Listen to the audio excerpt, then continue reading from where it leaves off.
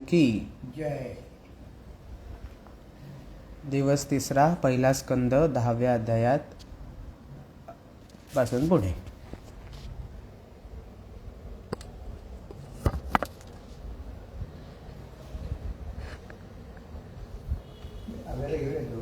शौनकाने विचारले, आपले परंपरागत राज्य बळकावण्यासाठी इच्छा असलेल्या आतताईंचा नाश करून धर्मशिरोमणी महाराज युधिष्ठिरांनी आपल्या बंधूंसह कशा प्रकारे राज्य केले आणि कोणकोणती कामे केली. कारण बंधुवधाच्या दुःखाने राजभोगाविषयी जे विरक्त होते. सूत म्हणाले, पूर्ण सृष्टीला पुनरुज्जीवन करणारे भगवान श्रीहरी परस्परातील कलहाग्नीने दग्ध झालेल्या कुरुवंशाला अंकुरित करून आणि युधिष्ठिराला राजसिंहासनावर बसवून प्रसन्न झाले. भीष्म श्रीकृष्ण यांनी केलेल्या उपदेशाच्या श्रवणाने युधिष्ठिराच्या अंतःकरणात विज्ञानाचा उदय झाला. त्याने सर्व संशय फिटले. भगवंतांच्या आश्रयाला राहून समुद्रापर्यंतच्या साऱ्या पृथ्वीचे इंद्राप्रमाणे ते शासन करू लागले. भीमसेन आदी त्यांचे बंधू त्यांच्या आज्ञाचे परिपूर्ण पालन करीत होते. युधिष्ठिराच्या राज्यात आवश्यकतेनुसार भरपूर पाऊस पडत होता. पृथ्वी सर्व आवश्यक वस्तू उत्पन्न करत होती. दुधाने पुष्ट झालेल्या गायी प्रसन्नतेने गोशाला विजवत होत्या. नद्या, समुद्र, पर्वत, वनस्पती, वेली, औषधी प्रत्येक ऋतूत आपापल्या वस्तू भरपूर प्रमाणात राजाला देत होत्या. अजातशत्रू महाराज युधिष्ठिराच्या राज्यात कोणत्याही प्राण्याला कधीच व्याधी, अधिव्याधी, अधिदैविक, अधिभौतिक, आत्मिक क्लेश होत नसत. आपल्या बंधूंचा शोक नाहीसे करण्याकरता आणि बहीण सुभद्रेच्या प्रसन्नतेसाठी कृष्ण काही महिन्यापर्यंत हस्तिनापुरात राहिले. जेव्हा त्यांनी युधिष्ठिराकडे द्वारकेला जाण्याची परवानगी मागितली तेव्हा राजाने त्यांना आलिंगन देऊन संमती दिली. त्यांना प्रणाम करून भगवंत रथावर बसले. काही समवयस्क लोकांनी त्यांना आलिंगन दिले तर कनिष्ठांनी नमस्कार केला. त्यावेळी सुभद्रा, द्रौपदी, कुंती, उत्तरा, गांधारी, धृतराष्ट्र, युयुत्सु, कृपाचार्य, नकुल, सहदेव, भीम, धौम्य, सत्यवती आदी स्त्रिया हे सर्व श्रीकृष्णांवरील अतीव प्रेमामुळे त्यांचा विरह सहन करू शकले नाही. भगवत भक्त सत्पुरुषांच्या संगतीने ज्यांचा दुस्संग सुटला ते विवेकी पुरुष भगवंतांचे मधुर मनोहर यश केवळ एक वेळ ऐकल्यानंतरही सोडू शकत नाहीत. तर मग त्याच भगवंतांचे दर्शन, स्पर्श, त्यांच्याशी संवाद आणि भोजन करण्याचे ज्यांचे हृदय भगवंतांना पूर्ण समर्पण झाले आहे असे पांडव त्यांचा विरह कसे सहन करू शकतील. अंतःकरण द्रवलेले ते पापण्या न मिटणाऱ्या नेत्रांनी भगवंतांकडे पाहत स्नेहबंधाने विवळ होऊन जातील तिकडे जात होते. श्रीकृष्ण घरून निघते वेळी त्यांच्या बंधू आणि पत्न्यांचे नेत्र दुःखित अंतःकरणांमुळे अश्रूंनी भरून आले होते. परंतु प्रवासात त्यांना अपशकुन होईल या मोठ्या भीतीने प्रयत्नाने त्यांनी आपले अश्रू आवरून धरले.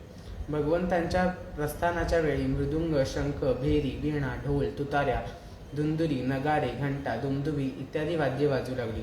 भगवंतांच्या दर्शनाच्या लालसेने कुरुवंशातील स्त्रिया प्रासादाच्या गच्चीवरून तेथूनच प्रेम, लज्जा, मंद हास्ययुक्त नेत्रांनी भगवंतांकडे पाहत पाहत त्यांच्यावर पुष्पवृष्टी करू लागल्या. त्यावेळी भगवंतांचा प्रिय सखा अर्जुनाने आपल्या प्रियतम कृष्णांचे मोत्यांची झालर लावलेले रत्नजडित दांडा असलेले पांढरे छत्र हातात धरले होते. युधिष्ठिर सात्यकी सुंदर चौऱ्या ढाळीत होते. भगवान श्रीकृष्णांवर वाटेत चारी बाजूने पुष्पवर्षा होत होती. ते दृश्य अत्यंत मनोहर होते. ठिकठिकाणी ब्राह्मणांनी दिलेले सत्य आशीर्वाद कानावर येत होते. ते आशीर्वाद सगुण भगवंतांना अनुरूप होते, कारण त्यामध्ये सर्व गुण होते, परंतु निर्गुण भगवंतांच्या अनुरूप नव्हते. ज्याचे चित्त भगवान श्रीकृष्णांमध्ये रममाण झाले होते अशा हस्तिनापुरातील कुलीन स्त्रिया आपापसात गोष्टी करत होत्या. त्याकडे सर्वांचे कान आणि मन लागून राहिले होते.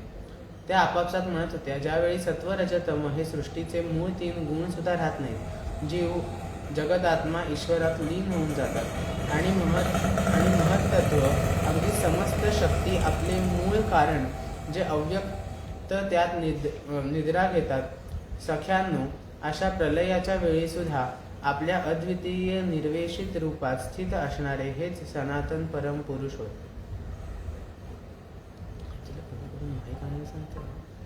आजीला फोन करून माहीत आणि सांगते का दवाखान्यातला? ते निघाले ना नागपूरला. समस्त शक्ती आपले मूळ कारण जे अव्यक्त त्यात निद्रा घेतात. सख्यानो, अशा प्रलयाच्या वेळी सुद्धा आपल्या द्वितीय निर्वेशित रूपात स्थित राहणारे हे सनातन परमपुरुष होत. त्यांनी पुन्हा आपल्या नामरूपरहित स्वरूपात नाम रूपाच्या निर्माणाची इच्छा केली आणि त्यांच्याच अंशभूत जीवांना जी मोहात पाडते अशी सृष्टीची रचना करण्यास प्रवृत्त होते. त्या आपल्या कालशक्तीने प्रेरित केलेल्या प्रकृतीचे अनुसरण केले.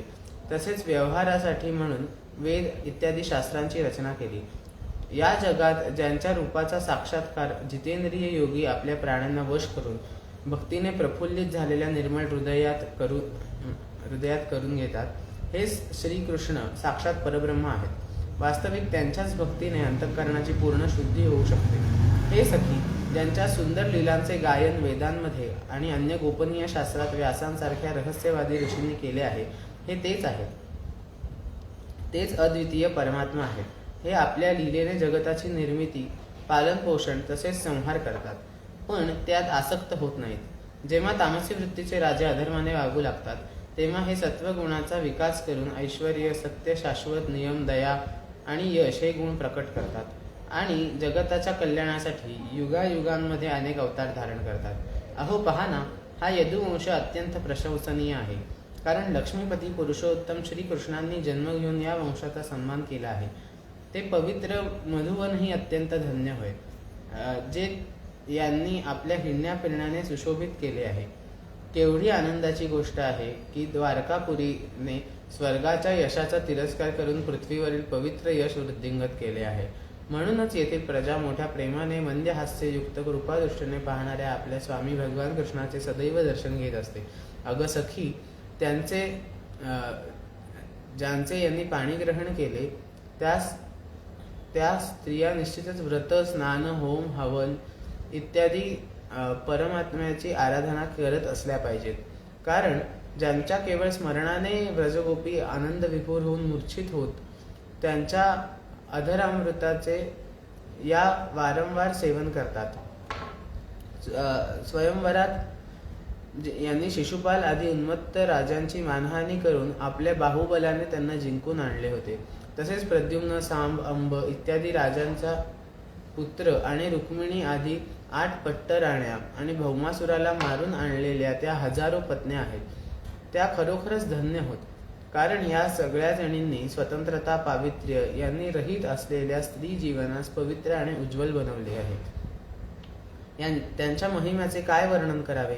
त्यांचे पती साक्षात कमलनयन श्रीकृष्ण भगवान प्रिय भाषणाने आणि प्रिय वस्तू देऊन त्यांच्या हृदयातील प्रेम वृद्धिंगत करीत त्यांच्या घरातून कधी दुसरीकडे जात नाहीत.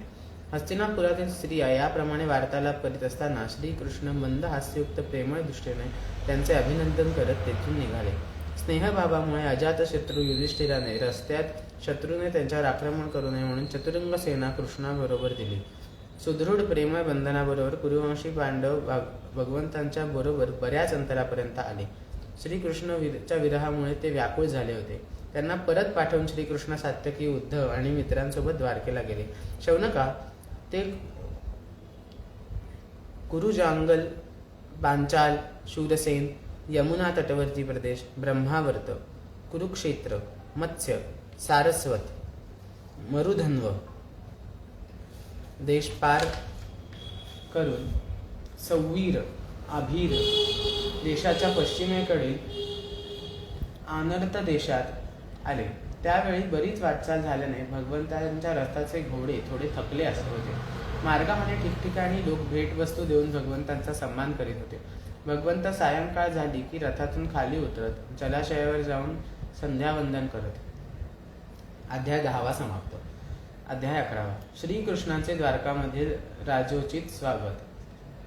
सूत म्हणाले, श्रीकृष्णांनी आपल्या समृद्ध अशा आनर्त देशात जाऊन जाऊन पोहोचल्यानंतर तेथील लोकांचा विरह वेदना जणू शांत करण्यासाठी आपला सर्वश्रेष्ठ पांचजन्य नावाचा शंख वाजवला.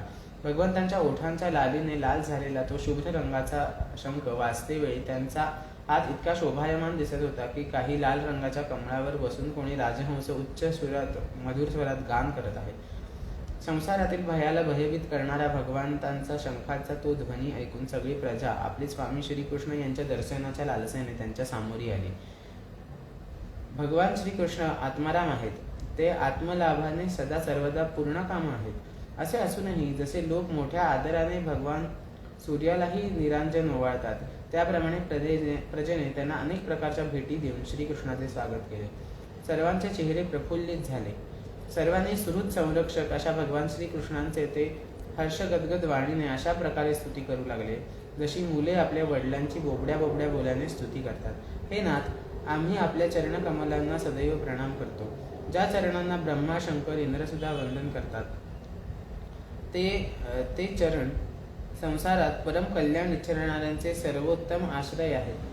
त्यांना आचरण केल्याने परम समर्थ काळही ज्यांचे काहीही वावग करू शकत नाही. हे विश्वबंधो, आपणच आमचे माता पिता सुहृद स्वामी आहात. आपणच सद्गुरू आणि परम आधार दैवत आहात, आराध्य दैवत आहात. आपल्या चरणांची सेवा करून आम्ही कृतार्थ झालो. आपण आमचे कल्याण करा. आहा, आपल्या प्राप्तीने आम्ही सनात झालो. कारण सर्व सौंदर्याचे सार असलेल्या आपल्या रूपाचे आम्ही दर्शन करीत आहोत. तसेच प्रेमळ स्मित हास्यपूर्वक स्निग्ध दृष्टीने पाहणारे मुखकमळ आम्हाला पाहायला मिळत आहे. हे दर्शन तर देवांनाही दुर्लभ आहे. कमलनयन श्रीकृष्णा, आम्ही आपल्या बांधवांना भेटण्यासाठी जेव्हा हस्तिनापुराला किंवा मथुरेला जाता तेव्हा आपल्याशिवाय जाणारा एक एक क्षण आम्हाला कोट्यावधी वर्षांइतका वाटतो. सूर्याशिवाय डोळ्याची जशी तशी आमची आपल्याखेरीज अवस्था होते. प्रजेच्या मुखातून अशी स्तुती ऐकत आपल्या कृपामय दृष्टीने त्यांच्यावर अनुग्रह करीत भक्तवत्सल भगवान श्रीकृष्णांनी द्वारकेत प्रवेश केला.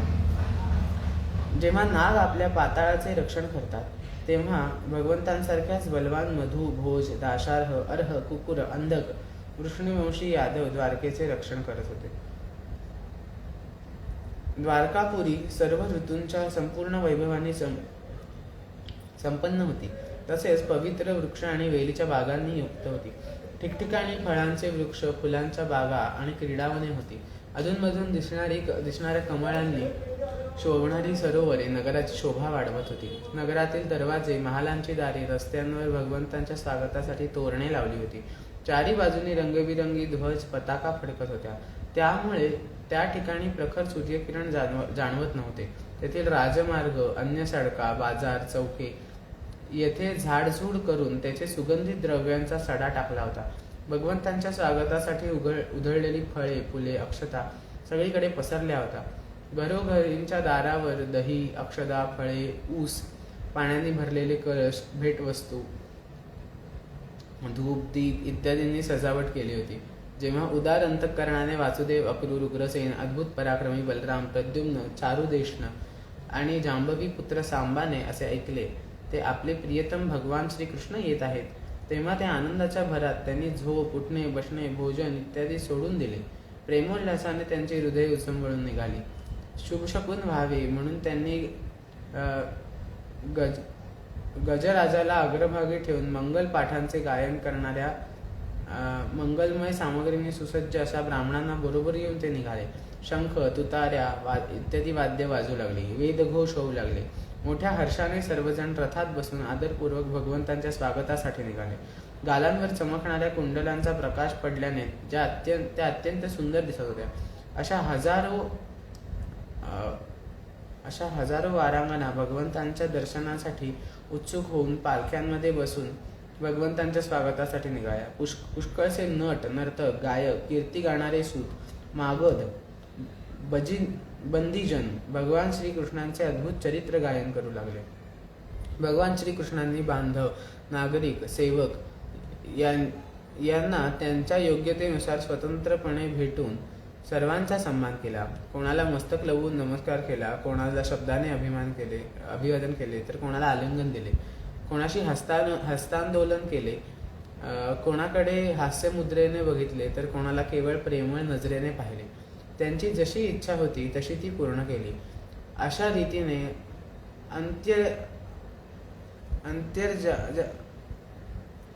अंत्यजानपर्यंत सर्वांना संतुष्ट करून गुरुजन, सपत्नीक, ब्राह्मण, वृद्ध असे अन्य वडिलांचे आशीर्वाद ग्रहण करत, बंदीजनांकडून स्तुती ऐकत सर्वांसह वर्तमान भगवान श्रीकृष्णांनी नगरात प्रवेश केला. शौनक महोदय, भगवान ज्यावेळी राजमार्गावरून जात होते तेव्हा द्वारकेतील कुलीन स्त्रिया भगवंतांच्या दर्शनातच परमानंद मानित आपल्या गच्चीवर चढून बसल्या होत्या. भगवंतांचे वक्षस्थळ मूर्तिमान सौंदर्य लक्ष्मीचे निवासस्थान आहे. त्यांचे मुख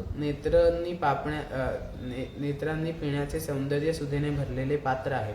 त्यांचे बाहू लोकपालांचे निवासस्थान आहे. त्यांचे चरणकमल भक्तांचे आश्रयस्थान आहे. त्यांचे अंग प्रत्यंग शोभेचे धाम आहे. भगवंतांचे हे रूप द्वारका निवासी नित्य निरंतर पाहत असतात, तरी सुद्धा त्यांच्या नेत्रांची तृप्ती होत नाही. द्वारकेच्या राजपथावरून जाताना भगवान श्रीकृष्णांच्या मस्तकावरून शुभ्र वर्णाचे छत्र धरले होते. शुभ्र वर्णाच्या चवऱ्या ढळत होत्या. चारी बाजूंनी पुष्पवृष्टी होत होती. पितांबर, वनमाला यांनी धारण केली होती. त्यामुळे श्यामवर्णाचा मेघ एकाच वेळी सूर्यचंद्र इंद्रधनुष्य विद्युत तेजाने शोभिवंत दिसावा असे श्रीकृष्ण शोभायमान दिसत होते. भगवान सर्वप्रथम आपल्या मात्या पित्यांच्या महालात गेले. तेथे मोठ्या आनंदाने देवकी आदी आपल्या 7 मातांच्या चरणांवर डोके टेकवून नमस्कार केला आणि मातांनाही त्यांना आपल्या छातीशी कवटाळून मांडीवर बसवून घेतले आणि त्यांच्या स्तनातून दुधाच्या धारा वाहू लागल्या. ज्यांचे हृदय हर्षाने पुलकित झाले आणि आनंद अश्रू त्यांच्यावर अभिषेक करू लागले, तर मातांची आज्ञा घेऊन ते आपल्या सर्व प्रकारच्या भोग सामग्रीने संपन्न असलेल्या सर्वश्रेष्ठ भवनात गेले. तेथे 16,000 पत्न्यांचे निरनिराळे महाल होते. आपले प्राणनाथ भगवान श्री कृष्ण पुष्कळ दिवस दूर राहून घरी आल्याचे पाहून राणांची हृदये आनंदाने भरून गेली. त्यांना आपल्या शेजारी पाहून आपले ध्यान सोडून एकाएकी उठून त्या उभ्या राहिल्या. त्यांनी आपल्या केवळ आसनाचाच तर पती परगावी गेल्यानंतर जे नियम पाळले होते त्यांचाही त्याग केला. त्यावेळी त्यांच्या मुखांवर नेत्रांवर लज्जा दाटून आली. भगवंतांविषयी त्यांचे प्रेम कळण्याच्या पलीकडे होते. त्यांनी प्रथम मनोमन, नंतर दृष्टीने, तदनंतर मुलाने मिठी मारावी असे आलिंगन दिले. शौनक महोदय, त्यावेळी त्यांच्या नेत्रातून ज्या अश्रुधारा वाहू लागल्या, संकोचास्तव त्या रोखण्याचा त्यांनी पुष्कळ प्रयत्न केला, पण प्रेमभाव अतिरेकाने अश्रू ओघळलेच. जरी भगवान श्रीकृष्ण एकांतात नेहमी त्यांच्याजवळ राहत असत, तरी सुद्धा त्यांचे चरण कमल त्यांना पदोपदी नवीन वाट देत असत. स्वभावाने चंचल असणारी लक्ष्मीही ज्यांना क्षणभर सुद्धा सोडित नाही, त्यांच्या सान्निध्यात कोणती स्त्री तृप्त होईल? ज्यांच्यामुळे वायू बांबूचे घर्षण करीत अग्नी उत्पन्न करून त्यांना जाळून टाकतो, त्याचप्रमाणे पृथ्वीला भारभूत झालेल्या अशा आणि शक्तिशाली राज्यांमध्ये परस्पर फूट पाडून स्वतः शस्त्र हातात न धरता भगवान श्रीकृष्णांनी त्यांना अनेक अक्षययोनी सैन्यासह एकमेकांकडून मारले आणि त्यानंतर स्वतः शांत राहिले. साक्षात परमेश्वरच आपल्या मायेने या मनुष्य लोकात अवतीर्ण झाले आणि हजारो रमणीय रत्नांमधून त्यांनी साधारण मनुष्यासारखे वर्तन केले. ज्यांचे निर्मळ आणि मधुर हास्य त्यांच्या हृदयातील तीव्र प्रेमभावनांचे सूचक होते, ज्यांच्या लज्जापूर्ण कटाक्षाने विव्हळ होऊन शुद्ध होऊन विश्वविजयी कामदेव सुद्धा आपल्या धनुष्य बाणाचा त्यांनी त्याग केला होता, अशा सौंदर्यवान स्त्रिया आपल्या कामचेष्टांनी त्यांच्या मनात यत्किंचितही क्षोभ उत्पन्न करू शकल्या नाहीत. निसंग भगवान श्री कृष्णांनी संसारी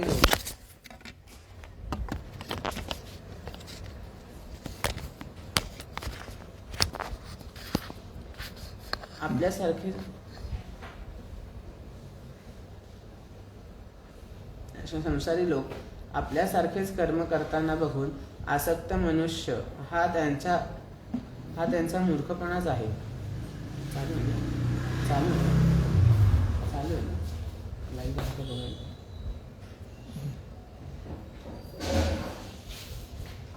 भगवान श्रीकृष्णांनी संसारी लोक आपल्यासारखेच कर्म करताना बघून आसक्त मनुष्य समजतात. हा त्यांचा मूर्खपणाच आहे. ही भगवंतांची महती आहे की प्रकृतीत राहून सुद्धा त्याच्या गुणांनी ते कधी लिप्त होत नाही. जसे भगवंतांना शरणागत बुद्धी स्वतःमधील गुणांनी लिप्त होत नाही, तसे अहंकारी वृत्ती ईश्वराला आपल्याच धर्मांनी युक्त आहे असे मानते. त्याप्रमाणे त्या मूर्ख स्त्रिया सुद्धा श्रीकृष्णांना आपला एकांत स्त्रीलोलूप भक्त समजत होत्या, कारण त्या आपल्या स्वामींचा महिमा जाणत नव्हत्या. अध्याय 11 समाप्त. अध्याय 12. परीक्षिताचा जन्म. शौनक म्हणाले, अश्वत्थाम्याने सोडलेल्या अत्यंत तेजस्वी ब्रह्मास्त्राने उत्तरेचा गर्भ नष्ट झाला होता, परंतु भगवंतांनी तो पुन्हा जिवंत केला. ज्याला शुकदेवांनी ज्ञानोपदेश केला होता त्या महाज्ञानी महात्मा परीक्षिताचा जन्म, मृत्यू आणि त्यानंतर त्याला जी गती प्राप्त झाली ते सर्व आपणास योग्य वाटेल तर आम्हास सांगावे. आम्ही मोठ्या श्रद्धेने ऐकू इच्छितो. सूत म्हणाले, धर्मराज युधिष्ठिर आपल्या प्रजेला प्रसन्न ठेवीत पित्यासम तिचे पालन करीत होते. भगवान श्रीकृष्णांच्या चरणकमलांच्या सेवेमुळे सर्व भोगांबाबत निस्पृह झाले होते.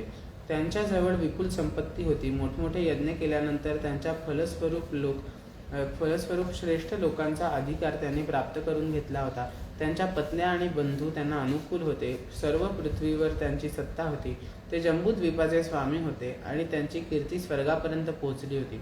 हे ऋषींनो, ज्याची देवताही इच्छा करतात अशी भोगसामग्री त्यांच्याजवळ होती, परंतु भुकेलेल्याला अन्नाखेरीज इतर वस्तूंची अपेक्षा नसते. त्याप्रमाणे भगवंतांविषयी अन्य कोणतीच गोष्ट भगवंतांशिवाय त्यांना कोणती अन्य गोष्टी सुखी करू शकत नव्हती. शौनक महोदय, उत्तरेच्या गर्भातील जो वीर ब्रह्मास्त्राच्या तेजाने जळू लागला होता, तेव्हा त्याला एक ज्योतिर्मय पुरुष दिसला.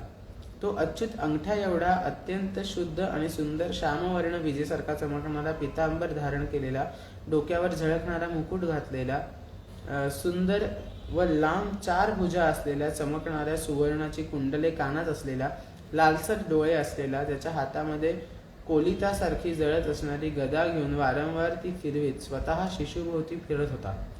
जसा सूर्य आपल्या किरणांनी धुक्याला पिटाळून लावतो त्याप्रमाणे गदेने अस्त्र तेजाला शांत करीत होता. आपल्या जवळ असलेल्या त्या पुरुषाला बघून हा कोण असा तो शिशु विचारू लागला. अशा प्रकारे 10 महिन्याच्या गर्भस्थ शिशुच्या समोरच धर्मरक्षक अप्रमेय भगवान श्रीकृष्ण अस्त्र तेजाला शांत करून तेथेच अंतर्धान पावले. त्यानंतर अनुकूल ग्रहांचा उदय झाला असता सर्व सद्गुणांना विकसित करणाऱ्या शुभ मुहूर्तावर पांडुवंशीय परीक्षितांचा जन्म झाला. तो बालक इतका तेजस्वी होता जणू पांडुराजाने पुन्हा जन्म घेतला होता.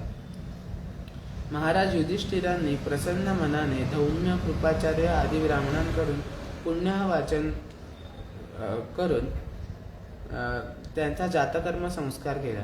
दान देण्यासाठी योग्य काळ जाणणाऱ्या युधिष्ठिरांनी प्रजातीर्थ काळात नाळ तोडण्यापूर्वी ब्राह्मणांना सुवर्ण, गायी, जमीन, गावे, उत्तम प्रकारचे घोडे, हत्ती उत्तम दान दिले.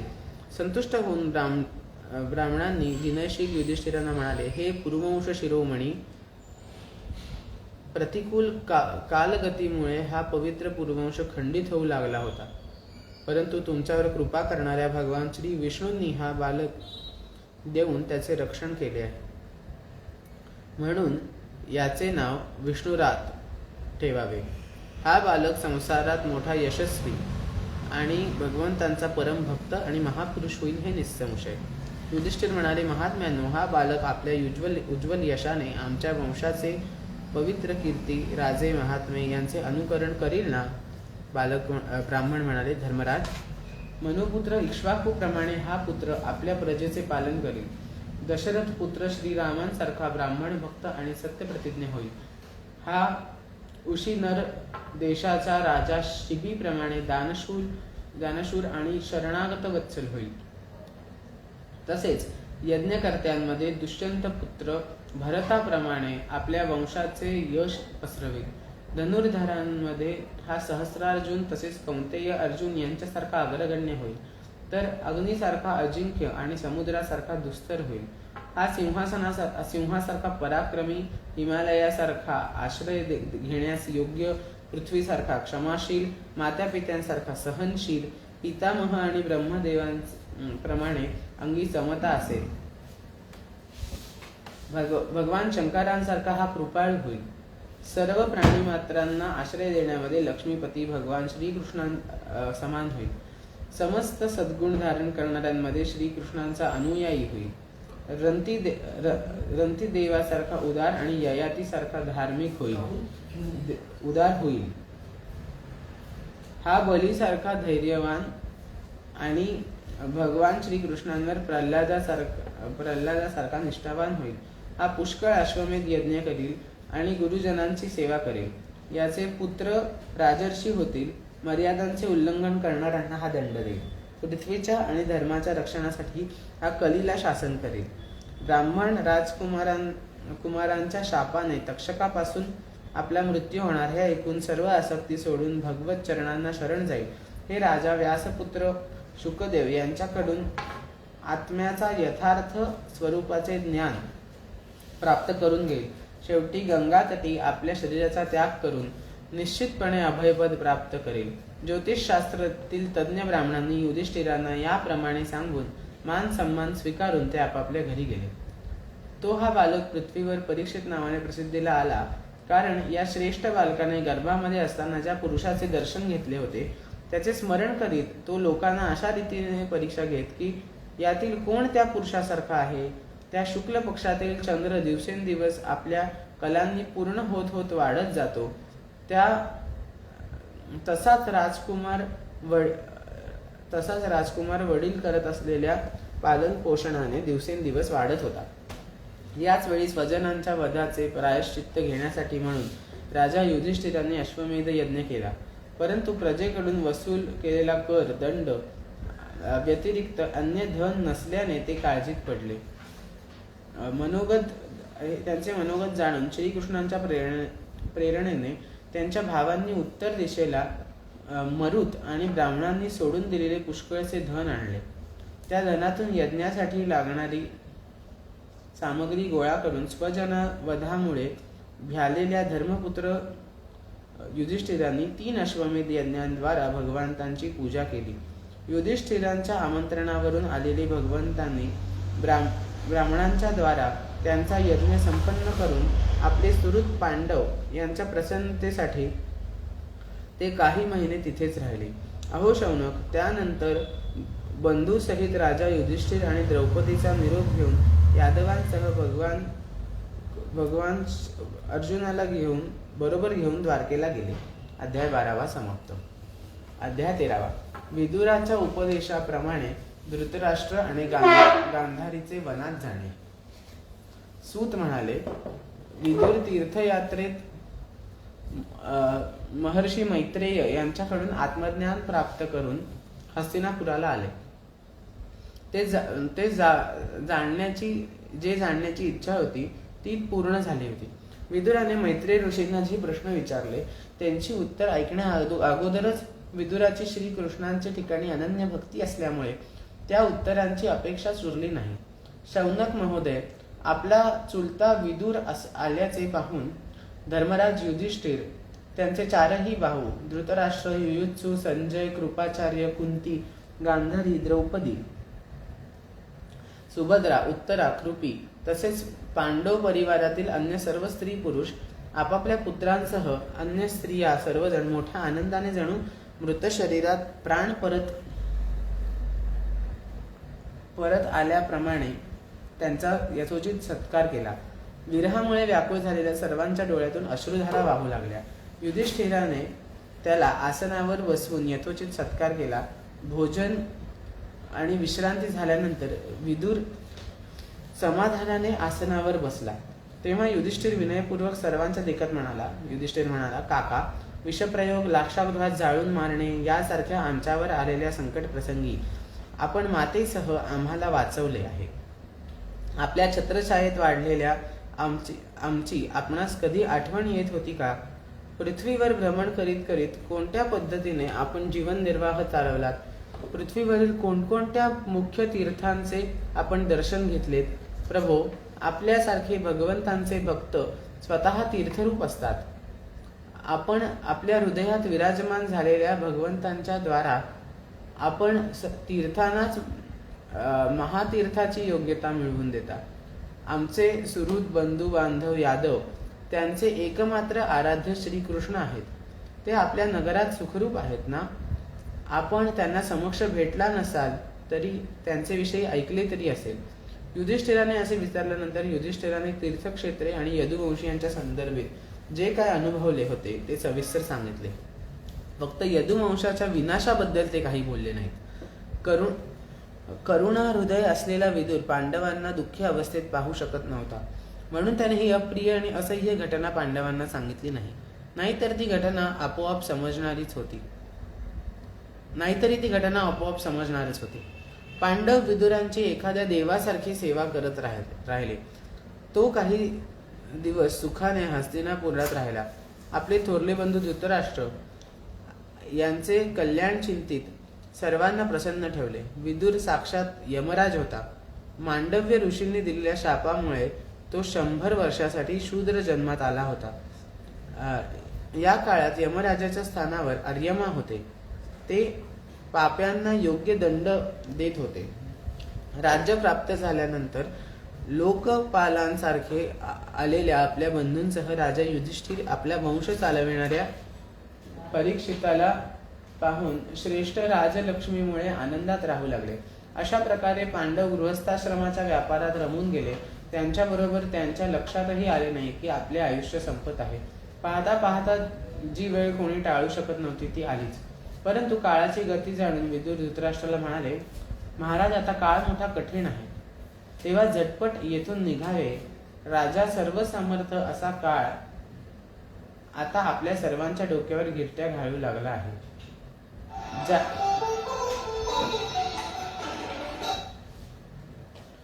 ज्याला टाळण्याचा कोठेच उपाय नाही.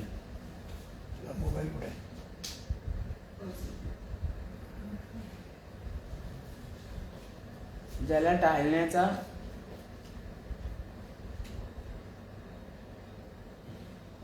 कुठला उपाय नाही. प्राणही बोलता बोलता निघून जातो.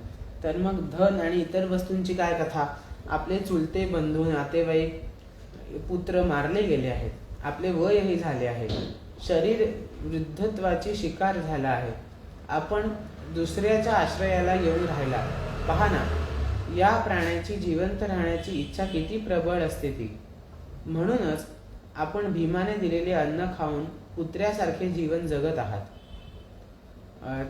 ज्यांना आपण अग्नीत जाळून मारण्याचा प्रयत्न केलात, विषप्रयोग करून मारण्याची इच्छा केली, भर सभेत ज्यांच्या विवाहित पत्नीला अपमानित केले, ज्यांची भूमी आणि धन हिसकावून घेतले, त्यांच्याच अन्नावर प्राण्याचे पोषण करण्यात काय अर्थ आहे? अजूनही तुम्ही जिवंत राहू इच्छिता? ही तुमच्या मूर्खपणाची हद्दच म्हणायची. वृद्धापकाळाने गलित गात्र झालेले शरीर हे जुन्या वस्त्राप्रमाणे तुमची इच्छा नसली तरी क्षीण होतच आहे. या शरीराने आता तुमचा कोणताच स्वार्थ साधणार नाही, यात गुंतू नका. ममतेचे बंधन तोडून विरक्त व्हा. जो आपल्या सगळे सोयऱ्यांना नकळत शरीराचा त्याग करतो तोच खरा धीर पुरुष म्हटला जातो. स्वतः समाजाने अगर दुसऱ्याने समजविल्याने जो या संसाराला दुःखरूप समजून त्यापासून विरक्त होतो आणि आपले अंतःकरण वश करून हृदयात भगवंतांना धारण करून संन्यास घेण्यासाठी घराच्या बाहेर पडतो, तोच उत्तम मनुष्य होय.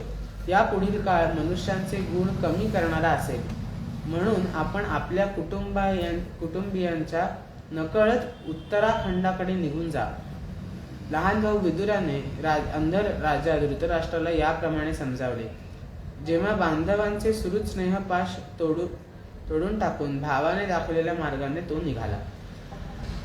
ज्याप्रमाणे वीरपुरुषांना लढाईच्या मैदानात आपल्या शत्रूंनी केलेल्या न्यायोचित प्रहारांनी सुखप्राप्ती होते, त्याप्रमाणे हिमालयाची यात्रा करण्याने संन्यास घेतलेल्यांना होते. अशा हिमालयाच्या यात्रेला आपले पतिदेव निघाले आहेत हे बघून परमपतिव्रता सुबलनंदिनी गांधारी सुद्धा त्यांचे पाठोपाठ चालू लागली.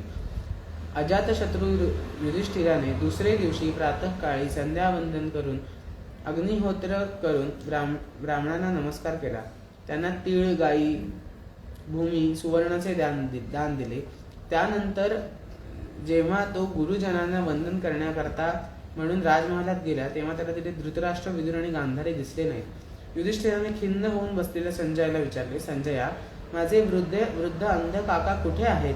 पुत्रशोकाने पीडित झालेली काकी गांधारी आणि माझे हितैषी चुलते विदुर कुठे आहेत?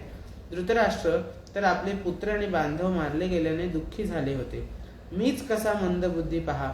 माझ्याकडून काही अपराध घडलेला पाहून गांधारीसह त्यांनी गंगेत उडी तर घेतली नसेल ना? आमचे वडील पांडू यांचा मृत्यू झाला तेव्हा आम्ही लहान होतो.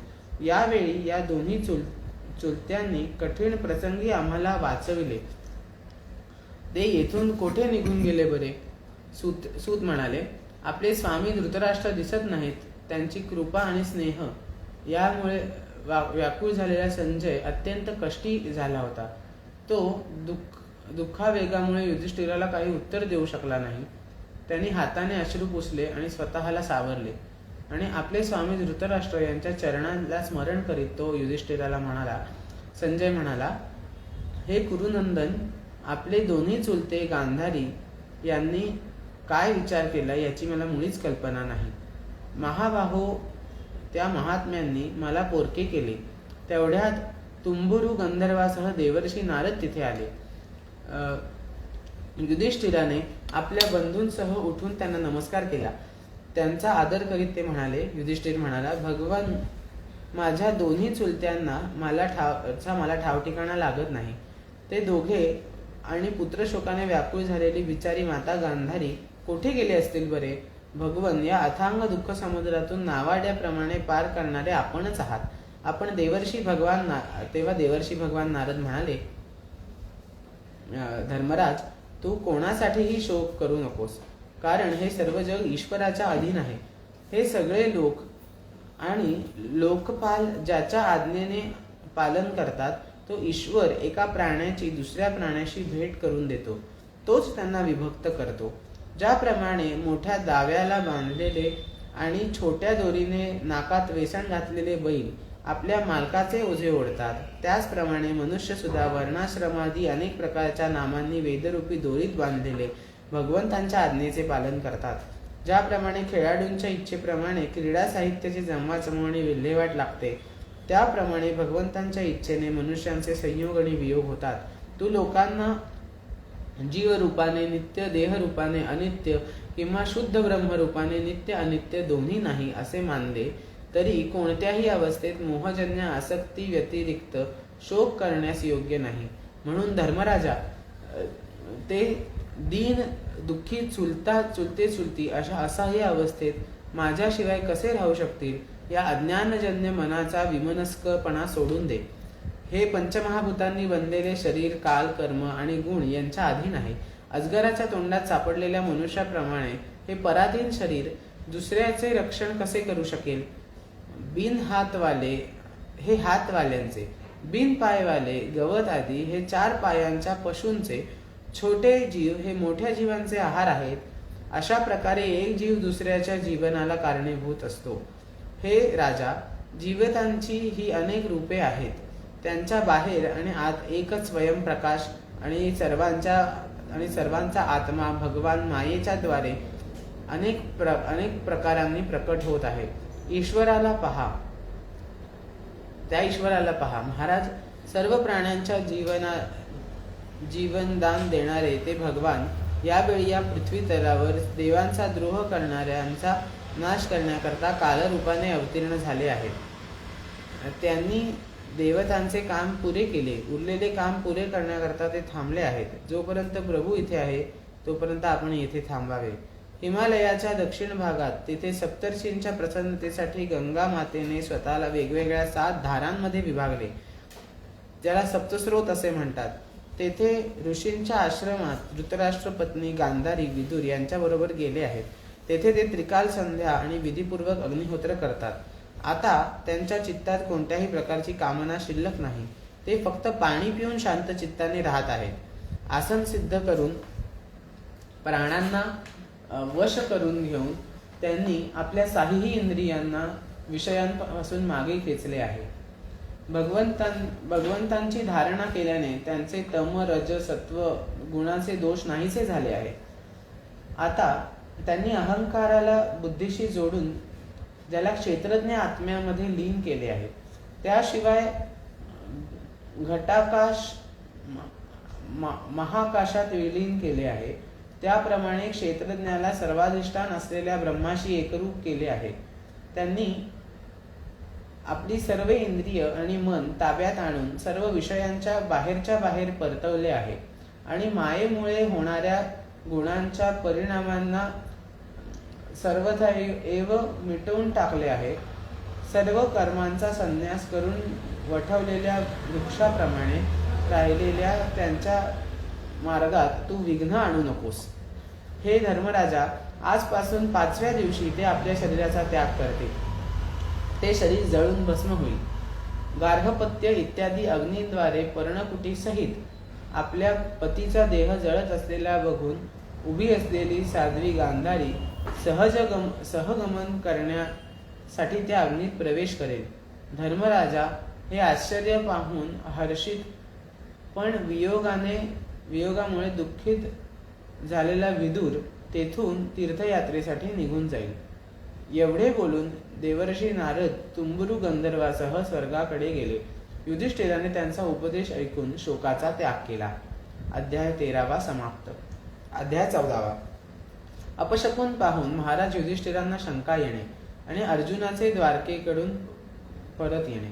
सूत म्हणाले, स्वजनांना भेटण्यासाठी आणि पुण्यश्लोक भगवान श्रीकृष्ण आता काय करणार आहेत हे जाणून घेण्यासाठी अर्जुन द्वारकेला गेला.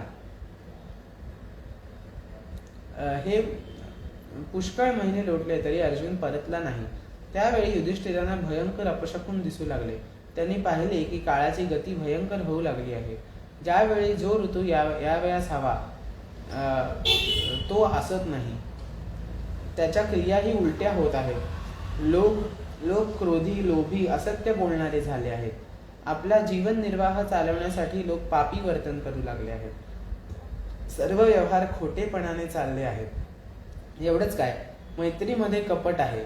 पिता माता सगळे सोयरे बंधू पती पत्नी यांच्यात तंटे होऊ लागले आहेत. कलियुग आल्यामुळे लोकांचा स्वभावही लोभ, दंभ, अधर्म यांनी व्याप्त झालेला आहे. निसर्गातही अरिष्ट सूचक अपशकुन होऊ लागले आहेत. हे सर्व पाहून युधिष्ठिर धाकट्या भावास भीमसेनास म्हणाले. युधिष्ठिर म्हणाले, भीमसेना, अर्जुनाला आम्ही द्वारकेला यासाठी पाठवले होते की तेथे जाऊन पुण्यश्लोक भगवान श्रीकृष्ण काय करीत आहेत याची त्याने माहिती घ्यावी आणि सगळे सोयऱ्यांना भेटून यावे. 7 महिने होऊन गेले तरी तुझा धाकटा भाऊ अजून परतला नाही. तो अजून का आला नाही त्याचे योग्य कारण मला काही समजत नाही. देवर्षी नारदाने सांगितले की भगवान श्रीकृष्ण आपला अवतार समाप्त करू इच्छितात. ती वेळ तर आली नाही ना. त्याच भगवंतांच्या कृपेने आम्हाला ही संपत्ती, राज्य, पत्नी, प्राण, कुल, संतान, शत्रूंवर विजय आणि स्वर्गादी लोकांवर अधिकार प्राप्त झाला आहे.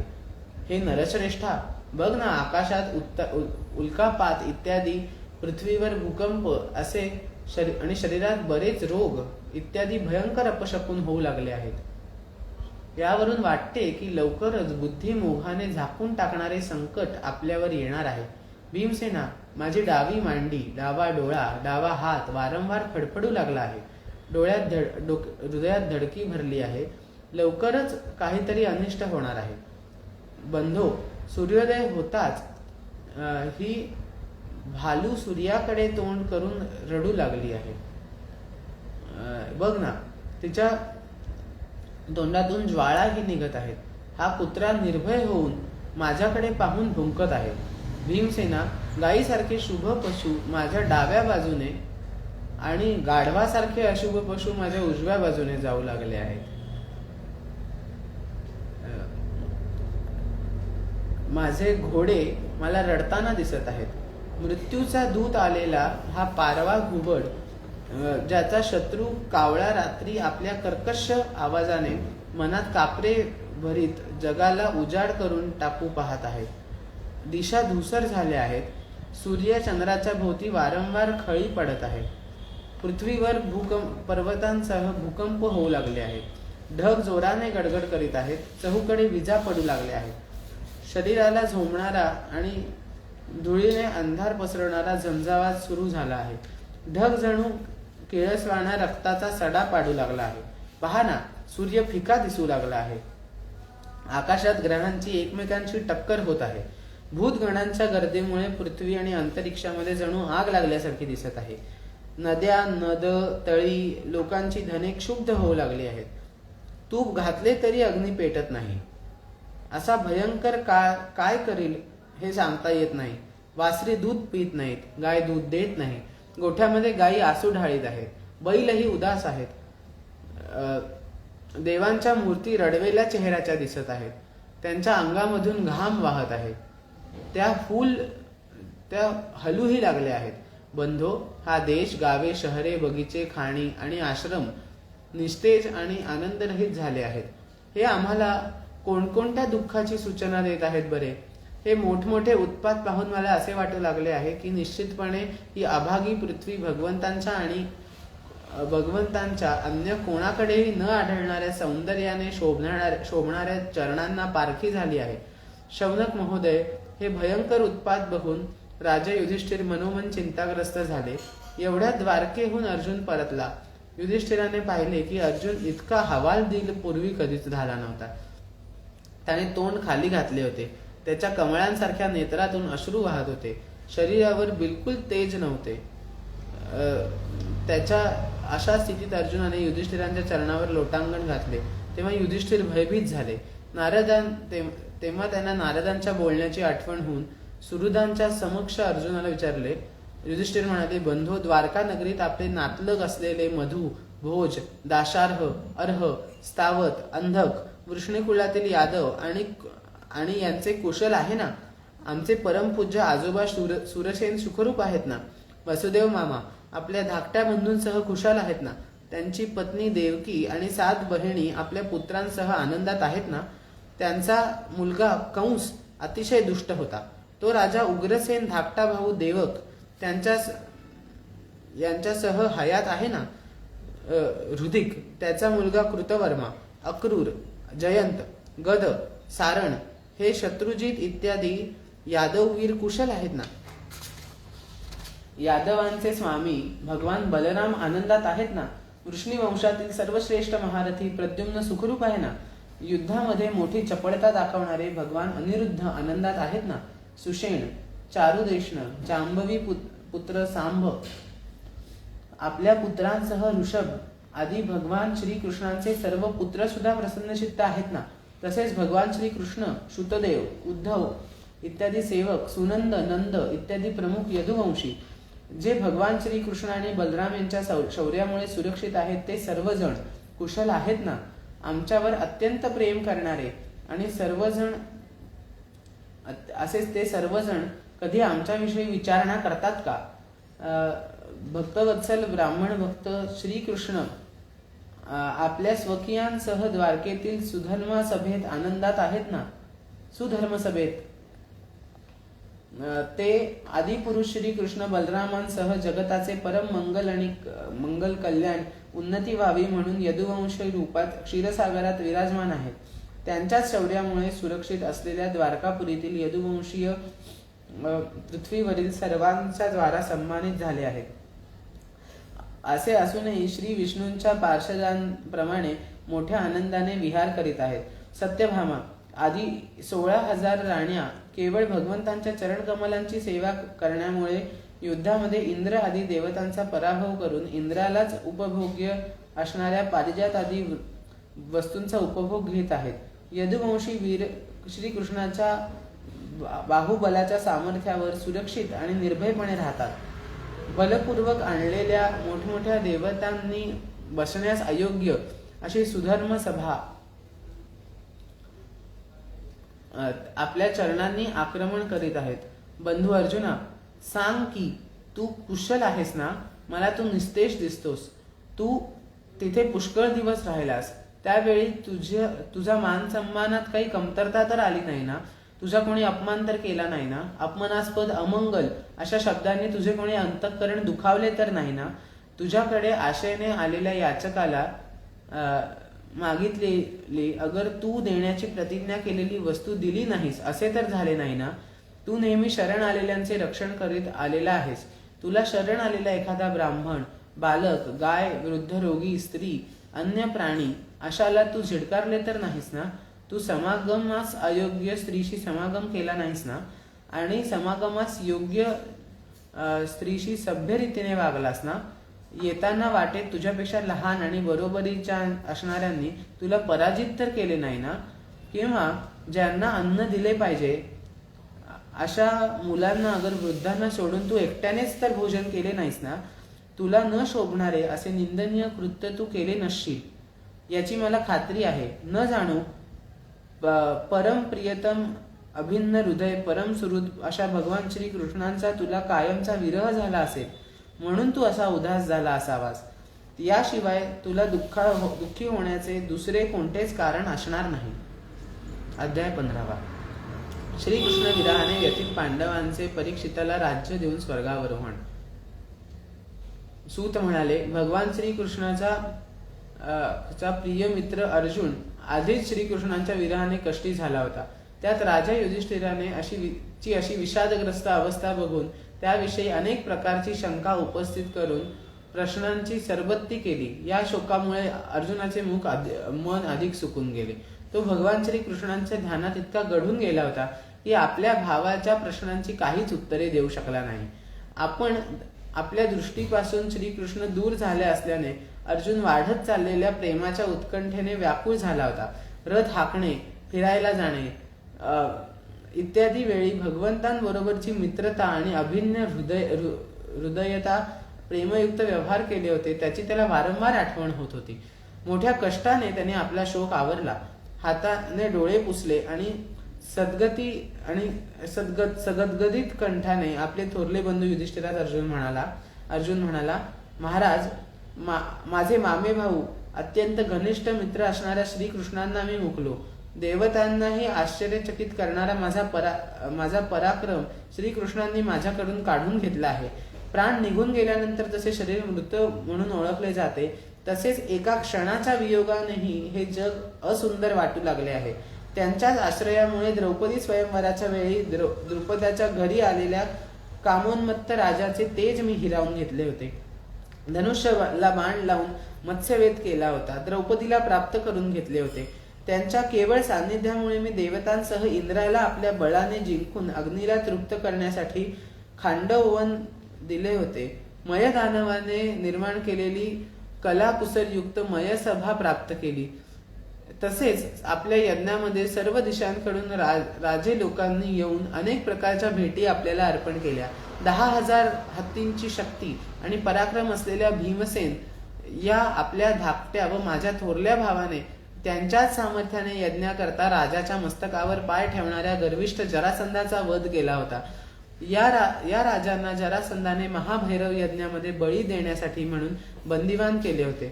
त्या अनेक राजांना भीमसेनाने मुक्त केल्यामुळे त्या सर्व राजांनी आपल्या यज्ञात अनेक प्रकारच्या भेटी आणून दिल्या. आपल्या पत्नीची राजसूय यज्ञात केलेल्या महाभिषेकाने पवित्र झालेली सुंदर वेणी दुष्टांनी भरसभेत ओढली. तेव्हा श्रीकृष्ण चरणांचा नमस्कार करताना तिच्या डोळ्यात अश्रू ओघळले. तिचे दुःख पाहून मी श्रीकृष्णांनी त्या दुष्टांच्या स्त्रियांना वैधव्यामुळे केस मोकळे सोडायला भाग पाडले. वनवासात असताना आपला वैरी दुर्योधनाने षड्यंत्र रचून 10,000 शिष्यांसह दुर्वास मुनींना भोजनास पाठवून आपल्याला संकटात टाकले होते. त्यावेळीही श्रीकृष्णांनी द्रौपदीच्या शाळेत शिल्लक असलेले भाजीचे एक पान स्वतः खाऊन आमचे रक्षण केले. कारण कृष्णांनी असे केल्यानंतर नदीत स्नान करणाऱ्या मुलींना असे वाटले की आपणच काय सगळेच त्रैलोक्य जेवून तृप्त झाले आहे. त्यांच्या प्रतापानेच मी युद्धामध्ये पार्वतीसह भगवान शंकरांना आश्चर्यचकित केले. तेव्हा त्यांनी आपले पाशुपत नावाचे अस्त्र मला दिले. त्याचबरोबर लोकपालांनाही प्रसन्न करून आपली अस्त्रे मला दिली. एवढेच काय, त्यांच्या कृपेने मी याच शरीरात स्वर्गात गेलो आणि इंद्राच्या सभेत त्यांच्याबरोबर त्यांचा श्रेष्ठ अर्ध्या आसनावर बसण्याचा मान मिळवला. मी स्वर्गात काही दिवस राहिलो तेव्हा इंद्रासह सर्व देवांनी माझी निवात कवच आणि दैत्यांना मारण्यासाठी माझ्या गांडी व धनुष्य धारण केलेल्या बाहुबलाचा आश्रय घेतला. महाराज, हे सर्व ज्यांच्या कृपेने फळ होते ते पुरुषोत्तम भगवान श्रीकृष्णांनी मला अनाथ केले. महाराज, भीष्म, द्रोण आदी पराजित न होणाऱ्या अशा महामत्स्यांनी अपूर्ण पार समुद्रासारखी कौरव सेना दुस्सर होती. परंतु ज्या बंधूच्या आश्रयाने मी ती सेना पार केली त्याच्या साह्याने मी शत्रूंकडून राजा विराटाच्या सर्व गायी घेऊन आलो. त्याच्याबरोबर ज्याच्या मस्तकावर चमकणारे रत्नमय मुकुट अंगावरील अलंकारांसह काढून आणले होते. हे बंधू, कौरवांची सेना भीष्म, कर्ण, द्रोण, शल्य इत्यादी मोठमोठे राजे आणि क्षत्रिय वीरांच्या रथांनी शोभत होती. ज्यांच्याकडे जाताना माझ्या पुढे राहून ते आपल्या दृष्टीने महारथी राजांचे आयुष्य, मन, उत्साह, बल हिरावून घेत होते. द्रोणाचार्य, भीष्म, कर्ण, भूरिश्रवा, सुशर्मा, शल्य, जयद्रथ, बाल्धिक इत्यादी वीरांना कधी नेम न चुकणारे अस्त्र माझ्यावर टाकली होती. परंतु ज्याप्रमाणे हिरण्यकश्यपू आदी दैत्यांची शस्त्रास्त्रे भगवत भक्त प्रल्हादाला स्पर्श करू शकली नाहीत, त्याप्रमाणे श्रीकृष्णांच्या बाहुबलाच्या छत्रछायेत राहण्याचाच हा प्रभाव होता. श्रेष्ठ पुरुष संसारातून मुक्त होण्याकरता ज्यांच्या चरणकमलांची सेवा करतात, स्वतःला सुद्धा भक्ताला देऊन टाकणाऱ्या त्या भगवंतांची मी मूर्खाने माझा सारथी बनवले. तेव्हा माझे घोडे थकत होते. मी रथातून उतरून खाली जमिनीवर उभा राहत होतो. त्यावेळी शत्रू पक्षातील महारथी माझ्यावर प्रहार करत नसत, कारण श्रीकृष्णांच्या प्रभावाने त्यांची बुद्धी निकामी होत असे. अहो महाराज, माधवांचे असे मनमोकळे आणि मधुर हास्य, विनोद प्रचूर हृदयस्पर्शी भाषण, त्यांचे मला पार्था, अर्जुना, सख्या, कुरुनंदना इत्यादी संबोधनांनी बोलावणे, हे सर्व आठवून माझे हृदय व्याकुळ होत आहे. झोपणे, बसणे, फिरायला जाणे, आपापसात गोष्टी करणे, भोजन करणे इत्यादी समयी आम्ही बहुधा एकत्रच असायचो. मी चेष्टेत त्यांना म्हणायचो, मित्रा, तू तर मोठा सत्यवानी आहेस. त्यावेळी सुद्धा तो महापुरुष आपल्या उदार मनामुळे ज्याप्रमाणे मित्र मित्राचा, पुत्र पुत्राचा अपराध सहन करतो, त्याप्रमाणे माझ्यासारख्या मूर्खाचे अपराध सहन करीत असे. महाराज, तो माझा सखा, प्रिय मित्र नव्हे तर माझे साक्षात हृदयच होता. ज्या पुरुषोत्तम भगवंतांना मी कायमचा अंतरलो आहे, भगवंतांच्या पत्न्यांना द्वारकेतून मी माझ्या बरोबर रक्षण करीत घेऊन येत होतो. परंतु वाटेत दुष्ट गोपांनी मला एखाद्या दुर्बलाप्रमाणे पराभूत केले. माझे गांडीव धनुष्य तेच आहे, माझे बाण तेच आहेत, माझे रथ घोडे तेच आहेत, रथी अर्जुनही मीच आहे, ज्याच्या समोर मोठमोठे राजे नतमस्तक होत होते.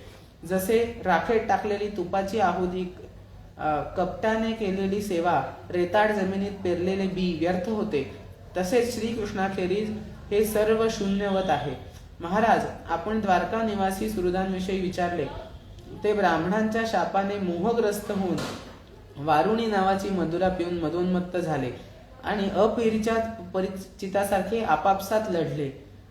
तेव्हा लव्हाळ्याने मारपीट करून सर्वच्या सर्व नष्ट झाले. त्यांच्यापैकी केवळ 4-5 जण जिवंत आहेत. वास्तविक त्या सर्व शक्तिमान भगवंतांचीच ही लीला आहे, ज्यांच्यामुळे या संसारातील एक प्राणी दुसऱ्यांचे पालन पोषण करतात आणि एक दुसऱ्यांचा नाशही तेच करतात. महाराज, ज्याप्रमाणे जलचर प्राणी मोठे प्राणी लहानांना, बलवान दुर्बलांना, तसेच मोठे व बलवान एक दुसऱ्या जीवावर उठतात, त्याचप्रमाणे अतिशय बलवान आणि मोठ्या यादवांकडून भगवंतांनी दुसऱ्या राजाचा संहार करविला. नंतर यादवांकडूनच संहार करवून पूर्णपणे पृथ्वीचा भार उतरविला. भगवान श्रीकृष्णांनी मला जो उपदेश केला होता, तो देश काळ हेतूला अनुसरून तसेच मानसिक ताप शांत करणारा होता. त्या उपदेशाचे स्मरण होताच चित्त हरखून जाते. सूत म्हणाले, याप्रमाणे अत्यंत प्रेम भरल्या अंतःकरणाने भगवान श्रीकृष्णांच्या चरणकमलांचे चिंतन करता करता अर्जुनाची चित्तवृत्ती अत्यंत निर्मल आणि शांत झाली. भगवान श्रीकृष्णांच्या चरणांचे रात्रंदिवस चिंतन केल्यामुळे अर्जुनाची भक्ती अधिकच वाढली, ज्यामुळे त्याच्या बुद्धीतील सारे विकार नष्ट झाले. अर्जुनाला युद्धाच्या प्रसंगी भगवंताने दिलेल्या गीता ज्ञानाचे काळामुळे आणि मध्ये अनेक कर्म केल्याने प्रमाद घडून विस्मरण झाले होते, त्याचे पुन्हा स्मरण झाले. ब्रह्मज्ञानाच्या प्राप्तीने मायेचे आवरण नष्ट होऊन याला गुणातीत अवस्था प्राप्त झाली. द्वैताबद्दलच्या निसंशयी निवृत्ती झाली. सूक्ष्म शरीर भंग पावले. तो शोकापासून जन्म मृत्यूच्या चक्रातून कायमचा मुक्त झाला. भगवान स्वधामाला गेल्याचे यदुवंशाचा संहार झाल्याचे ऐकून स्थितबुद्धी युधिष्ठिराने स्वर्गारोहण करण्याचा निश्चय घेतला. यदुवंशयांचा नाश आणि भगवंतांच्या स्वधामाचे वृत्त अर्जुनाकडून ऐकून कुंतीनेही अनन्य भक्तियुक्त होऊन भगवान श्रीकृष्णामध्ये चित्त स्थिर केले. या जगाचा कायमचा निरोप घेतला. लोकांच्या दृष्टीने भगवान श्रीकृष्णांनी ज्या यादव शरीराने पृथ्वीवरचा भार हलका केला होता, त्या शरीराचा अशा रीतीने त्याग केला जसा काट्याने काटा काढून दोन्ही काटे फेकून द्यावे. भगवंतांच्या दृष्टीने दोन्ही सारखेच होते. एखाद्या नटाप्रमाणे ते मत्स्य इत्यादी रूपे धारण करतात, नंतर ती अदृश्य करतात. त्याचप्रमाणे ज्या शरीराने पृथ्वीवरील भार नाहीसा केला होता, ते शरीर त्यांनी अदृश्य केले. भगवान श्रीकृष्णांनी ज्या दिवशी आपले शरीर अंतर्धान केले, त्याच दिवशी अविवेकी लोकांना अधर्मात गुंतविणारे कलियुग टपलेलेच होते, ते येऊन टपकले. कलियुगाचे आगमन युधिष्ठिरांपासून लपून राहिले नाही. त्यांनी पाहिले की देश, नगर तसेच प्राण्यांमध्ये लोभ, अधर्माचा वाढता प्रभाव निर्माण झाला आहे.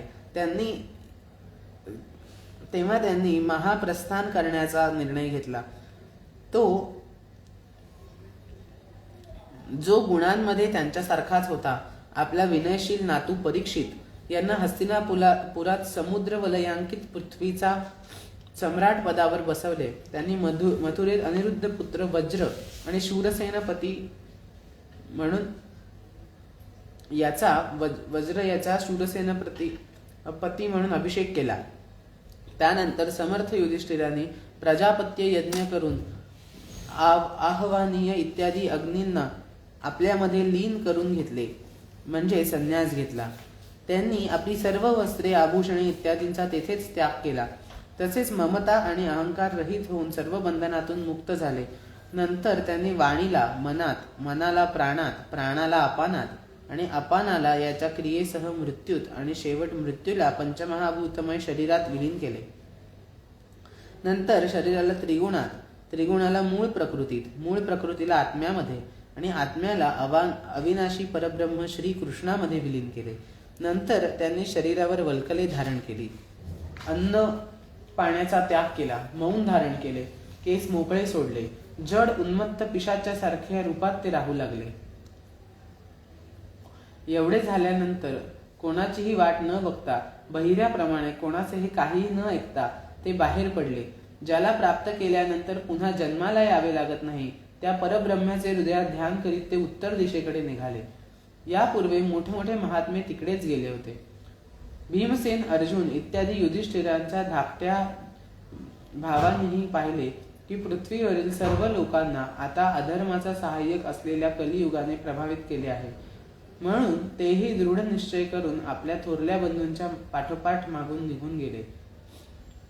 ज्यांनी जीवनातील सर्व लाभ चांगल्या प्रकारे प्राप्त करून घेतले होते, म्हणून भगवान श्रीकृष्णांच्या चरणकमलांची प्राप्ती करून घेणे हाच आपला परमपुरुषार्थ आहे असे समजून त्यांनी ते चरण आपल्या हृदयात धारण केले. भगवान श्रीकृष्णांच्या चरणकमलांच्या ध्यानाने पांडवांच्या हृदयात भक्तिभाव उचमळून आला. त्यांची बुद्धी शुद्ध झाली. केवळ निष्पाप पुरुष जिथे स्थिर होतात, त्या भगवान श्रीकृष्णांच्या सर्वोत्तम स्वरूपात जे अनन्य भावाने स्थिर झाले, विषयासक्त पापी मनुष्यांना कधीही प्राप्त न होणारी गती त्यांना आपल्या विशुद्ध अंतःकरणामुळे प्राप्त झाली. संयमी आणि श्रीकृष्णांच्या प्रेमवशात मुग्ध झाली. भगवन्मय झालेल्या विदुरानेही आपल्या शरीराचा प्रभास क्षेत्रामध्ये त्याग केला. त्यावेळी त्यांना न्यावयास आलेल्या पितरांसह तो आपोआप यमलोकात गेला. द्रौपदीने पाहिले की आता पांडवांना काही अपेक्षा राहिली नाही. तेव्हा ती अनन्य प्रेमाने भगवान श्रीकृष्णांचे चिंतन करत त्यांच्यातच एकरूप झाली. भगवंतांचे प्रिय भक्त पांडव त्यांच्या महाप्रयाणाची ही परमपवित्र आणि मंगलमय कथा जो पुरुष श्रद्धेने ऐकेल तो निश्चितच भगवंतांची भक्ती आणि मोक्ष प्राप्त करून घेईल. अध्याय 15 समाप्त. अध्याय 16 परीक्षिताचा दिग्विजय आणि धर्म आणि पृथ्वीचा संवाद. सूत म्हणाले, शौनका, पांडवाच्या प्रयाणानंतर भगवंतांचा परमभक्त राजा परीक्षित श्रेष्ठ ब्राह्मणांच्या उपदेशानुसार पृथ्वीचे पालन करू लागला. ज्याच्या जन्माच्या वेळी ज्योतिषांनी त्याच्याविषयी जे काही सांगितले होते ते सर्व श्रेष्ठ गुण त्याच्यामध्ये होते. त्याने उत्तराची कन्या इरावतीशी विवाह केला. तिच्यापासून त्याला जन्मेजय आधी 4 पुत्र झाले. त्याने कृपाचार्यांना आचार्य नेमून गंगातटी 3 अश्वमेध यज्ञ केले. त्यावेळी ब्राह्मणांना पुष्कळ दक्षिणा दिली. यज्ञात देवता प्रत्यक्ष प्रकट होऊन आपापला भाग ग्रहण केला. एकदा दिग्विजय करत असताना त्याने शूद्र असून कली राजाचा वेश घेऊन गाय आणि बैल यांना लाथाने मारत आहे असे पाहिले. तेव्हा राजाने मोठ्या शौर्याने कलियुगाला पकडून शासन केले. शौनकाने विचारले, सूत महोदय, दिग्विजयाच्या वेळी परीक्षिताने कलियुगात केवळ शासन करूनच का सोडले? कारण राजाचा वेश धारण केला होता तरी तो एक शूद्र होता आणि गायीला लाथांनी मारत होता. भगवान श्रीकृष्ण अथवा त्यांच्या चरणकमलाच्या मधुर रसांचे पान करणाऱ्या भक्तांशी या घटनेचा संबंध असेल तर सांगा. ज्यात आयुष्य फुकट जाते अशा व्यर्थ गोष्टी बोलून काय फायदा? सूत म्हणाले, जे मोक्षाची इच्छा करतात परंतु अल्पायुषी असल्यामुळे असलेल्या मृत्यूचा घास घेतात, अशांच्या कल्याणासाठी भगवान यमांना स्वतः आव्हान करून तेथे शामित्र कर्माची नियुक्ती केली आहे. जोपर्यंत तेथे यमराजा आहे तोपर्यंत कुणाला मृत्यू येणार नाही. मनुष्य लोकातील मृत्यूने ग्रासलेले लोक देखील भगवंतांच्या अमृततुल्य लीला कथांचे पान करू शकतील. त्यासाठीच महर्षींनी भगवान यमांना येथे बोलावले आहे. एकतर मी कमी आयुष्य, अल्पसमजूत अशा अवस्थेत संसारातील अभागी माणसांचे आयुष्य व्यर्थ जात आहे, रात्र निद्रेमध्ये आणि दिवस व्यर्थ कामे करण्यात. सूत म्हणाले, राजा परीक्षित जेव्हा कुरुजांगल देशात राहत होता त्यावेळी त्याने ऐकले की सैन्यात सुरक्षित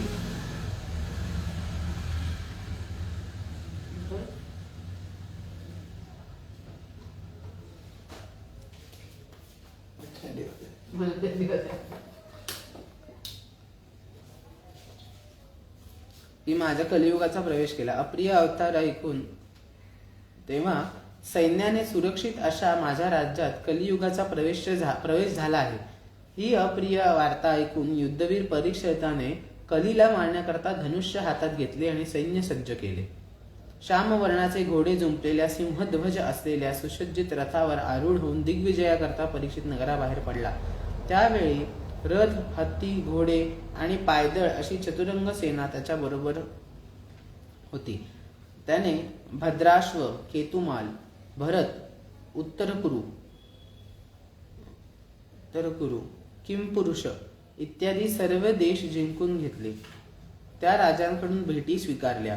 सर्व देशांमध्ये आपल्या पूर्वजांच्या महात्म्यांची यशोगाथा मात्र त्याला ऐकवायस मिळाली। या यशोगानातून पदोपदी भगवान श्रीकृष्णांचा महिमा प्रकट होत होता। यशोगान गाणाऱ्या लोकांवर परीक्षिताने दया केली।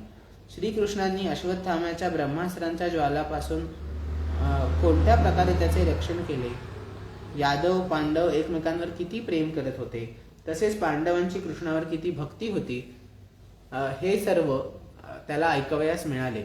जे लोक त्याला हे चरित्र ऐकवत होते त्यांच्यावर राजा परीक्षित अत्यंत प्रसन्न होई। त्यांचे डोळे प्रेमाश्रूंनी भरून येत। मोठ्या उदार अंतःकरणाने राजा त्यांना बहुमोल वस्त्रे, मोत्यांचे हार भेट म्हणून देत असे। त्याला असेही ऐकावयास मिळत होते की अत्यंत प्रेमामुळे भगवान श्रीकृष्णांनी पांडवांचे सारथ्य केले, त्यांचे सभासद झाले, त्यांची सेवाही केली, मित्र होतेच, त्यांचे दूतही झाले। रात्री शस्त्र हातात घेऊन वीरासन घालून ते बसत, शिबिरावर स्वतः कृष्ण पहारा देत, त्यांच्या मागे मागे जात, त्यांची स्तुती करत, त्यांना प्रणाम करत। इतकेच काय, आपल्या प्रेमपात्र पांडवांच्या चरणांवर कृष्णांनी सर्व जग झुकावले होते। हे ऐकून भगवान श्रीकृष्णांच्या चरणकमलांवर परीक्षितांची भक्ती अधिकच दृढ होई। अशा प्रकारे दिवसेंदिवस परीक्षित पांडवांच्या आचरणाचे अनुकरण करीत दिग्विजय करत होता। त्याच दिवसात त्याच्या शिबिरातून थोड्याच अंतरावर एक आश्चर्यकारक घटना घडली, ती मी आपल्याला ऐकवतो। बैलाचे रूप धारण करून धर्म एका पायावर चालत होता। गायीच्या रूपात त्याला पृथ्वी भेटली। पुत्राच्या मृत्यूमुळे माता जशी दुःखी होते त्याप्रमाणे गायीच्या डोळ्यातून अश्रू निघत होते। तिचे शरीर निस्तेज झाले होते। धर्माने पृथ्वीस विचारले। धर्म म्हणाला, हे कल्याणी, तू सुखरूप आहेस ना? तुझे मुख म्लान झाले आहे, तू निस्तेज झाले आहेस, तुझ्या मनात काहीतरी सलत आहे। असे वाटते की आई, तुझे कोणी स्नेही दूरदेशी गेले आहेत, त्यांची तू चिंता करीत आहेस काय? माझे 3 पाय तुटले, एकच राहिला आहे, म्हणून तू माझी चिंता तर करत नाहीस ना? शूद्र तुझ्यावर आता शासन करतील, यासाठी तू शोक करीत आहेस का? ज्यांना आता यज्ञामध्ये आहुती दिली जात नाही त्या देवांसाठी तुला खेद होत आहे का? किंवा पाऊस न पडल्यामुळे त्रस्त झालेल्या प्रजेसाठी तू खेद तर करत नाहीस? हे पृथ्वी, राक्षसासारखे वर्तन असणाऱ्या माणसांकडून आरक्षित स्त्रिया आणि पीडित बालके यांच्यासाठी तू शोक तर करत नाहीस? निषिद्ध कर्म करणाऱ्या ब्राह्मणांच्या हाती विद्या पडली आहे आणि ब्राह्मणद्रोही राजांची सेवा करण्यात ब्राह्मण गुंतले आहेत, याचे तुला दुःख होत आहे का? आजकालचे नाममात्र राजे संपूर्णपणे कलियुगी प्रवृत्तीचे झाले आहेत। त्यांनी मोठमोठे देश उजाड केले आहे। आजकालचे लोक तर खाणेपिणे, स्नान आणि स्त्रीवास यांच्यामध्ये शास्त्रीय नियमांचे पालन न करता स्वैराचारी झाले आहेत, त्यांच्यासाठी तू दुःखी होत आहेस का? हे माते पृथ्वी, भगवान श्रीकृष्णांनी तुझा भार नाहीसा करण्याकरता अवतार घेऊन मोक्षाला कारणीभूत लीला केल्या आणि अंतर्धान पाहून तुझा त्याग केला, त्यांची तुला आठवण येते का? हे वसुंधरे, ज्यामुळे तू इतकी दुर्बल झाली आहेस त्या तुझ्या दुःखाचे कारण मला सांग। असे वाटते की बलवंतांनाही निस्तनाभूत करणाऱ्या काळाने देवतांनाही वंदनीय असे तुझे सौभाग्य हिरावून घेतले असावे। पृथ्वी म्हणाली, हे धर्मा, तू आता मला जे विचारत आहेस ते सर्व तुला ठाऊक आहे। सत्य, पवित्रता, दया, क्षमा, त्याग, संतोष, सरलता, शम, दम, तप, समता, तितिक्षा, उपरती, शास्त्रविचार, ज्ञान, वैराग्य, ऐश्वर्य, वीरता, तेज, बल, स्मृती, स्वतंत्रता, कौशल्य, कांती, धैर्य, कोमलता, निर्भीकता, विनय, शील, साहस, उत्साह, बल, सौभाग्य, गंभीरता, स्थिरता, आस्तिकता, कीर्ती, गौरव आणि निरहंकारिता या 39 सहज गुणांनी युक्त अशा 4 चरणांद्वारा तू संसाराला सुखी करत होतास। वरील गुणांखेरीज महत्वाकांक्षी पुरुष ज्यांची इच्छा करतात असे अन्य पुष्कळ गुण भगवंतांच्या सेवा करण्याकरता त्यांच्या ठाई नित्य वास करतात। अशा सर्व गुणांचे आश्रयस्थान असलेले सौंदर्यधाम श्रीकृष्ण यांनी यावेळी ही सृष्टी रहित झाली असून पापमय कलियुगाच्या वाईट नजरेची शिकार बनली आहे। हे पाहून मला दुःख होत आहे। स्वतःसाठी सर्व देवतात श्रेष्ठ असणाऱ्या तुझ्यासाठी, तसेच देवता, पितर, ऋषी, साधू सर्व वर्णाश्रमांच्या मनुष्यासाठी मला दुःख होत आहे. लक्ष्मीचा कृपाकटाक्ष प्राप्त करण्यासाठी ब्रह्मा आदी देवतांना, भगवंतांना शरण जाऊन पुष्कळ दिवसांपर्यंत तपश्चर्या करीत, परंतु लक्ष्मी आपले निवासस्थान असलेल्या कमलवनाचा त्याग करून मोठ्या प्रेमाने भगवंतांच्या ज्या चरण कमलांच्या सौभाग्ययुक्त छत्रछायेचा आश्रय घेते, त्याच भगवंतांच्या कमल, वज्र, अंकुश, ध्वज आदी चिन्हांनी युक्त असलेल्या श्रीचरणांनी मी विभूषित झालेले असल्याने मोठे वैभव मला प्राप्त झाले होते. तिन्ही लोकांकडून माझे महत्त्व अधिक होते, परंतु माझ्या भाग्याचा आता शेवट झाला आहे. अभागिनी असल्याने भगवंत मला सोडून गेले आहे. मला असे वाटते की माझ्या सौभाग्याचा मला गर्व झाला होता, म्हणून त्यांनी मला असा दंड केला आहे. मला आपले 3 पाय नष्ट झाल्याने तू मनातून कुढत होतास, म्हणून आपल्या पुरुषार्थाने तुला आपल्यामध्ये परिपूर्ण स्वस्थ करण्याकरता ते अत्यंत रमणीय श्यामसुंदराचे रूप घेऊन यदुवंशात प्रकट झाले. असुरवंशी राजांच्या शेकडो अक्षययोनी सेनांच्या रूपात माझ्यावर असलेला भार त्यांनी नष्ट केला आणि ते स्वतः अगदी स्वतंत्र होते. त्यांनी आपल्या स्नेहार्थ दृष्टीने, मधुर हास्याने, गोड शब्दाने सत्यभामा आदी मधुर मानांबरोबर त्यांचे धैर्यही नाहीसे केले होते.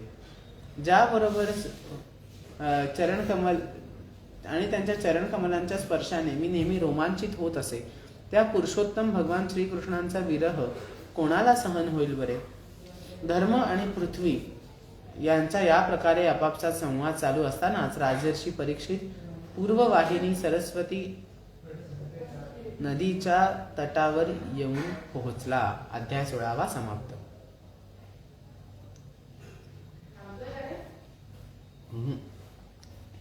अध्याय 17. महाराज परीक्षिताकडून 10. महाराज परीक्षिताकडून कलियुगाचे दमन. सूत म्हणाला, हे शौनका, तेथे गेल्यावर राजा परीक्षिताला असे दिसले की राजाचा वेश धारण करणारा शूद्र हातात काठी घेऊन गाय बैलाच्या जोडीला अशा रीतीने मारत होता की त्यांना कोणी वाली नाही. कमलातील तंतूप्रमाणे शुभ्र रंगाचा बैल एका पायावर उभा राहून थरथर कापत होता. त्या शूद्राच्या मारण्यामुळे दुःखी आणि भयभीत होऊन मूत्र त्याग करत होता. धार्मिक व कृत्यांसाठी दूध, दूध अशा आहुतीचे पदार्थ देणारी गाय सुद्धा शूद्राच्या वारंवार लत्ता प्रहारांनी अत्यंत दुःखी झाली होती. ती तर एक अशक्त होती, शिवाय तिचे वासरूही तिच्या जवळ नव्हते. तिला भूक लागली होती, तिच्यामुळे तिच्या डोळ्यांतून अश्रू वाहत होते. स्वर्णजडित रथात बसलेला राजा परीक्षिताने आपले धनुष्य सज्ज केले. घनगंभीर आवाजात त्या शुद्धाला विचारले, अरे स्वतः बलवान असूनही राजातील दुर्बल प्राण्यांना बलपूर्वक मारणारा तू कोण आहेस? एखाद्या नटाप्रमाणे राजाचा वेश तू धारण केला आहेस, पण तुझे कृत्य तर शूद्राप्रमाणे दिसत आहे. अर्जुनासह श्रीकृष्णाच्या परमधामाला जाण्याने निर्जन स्थानात निरपराधांवर अशा प्रकारे प्रहार करणारा तू अपराधी आहेस, म्हणून तू वध करण्यास योग्य आहेस. परीक्षिताने धर्माला, बैलाला विचारले, बिसतंतूंप्रमाणे तुझा श्वेतवर्ण आणखी 3 पाय नसलेला तू एकाच पायावर फिरतोस, हे पाहून मला फार दुःख होत आहे. बैलाच्या रूपात तू कोणी देव आहेस काय?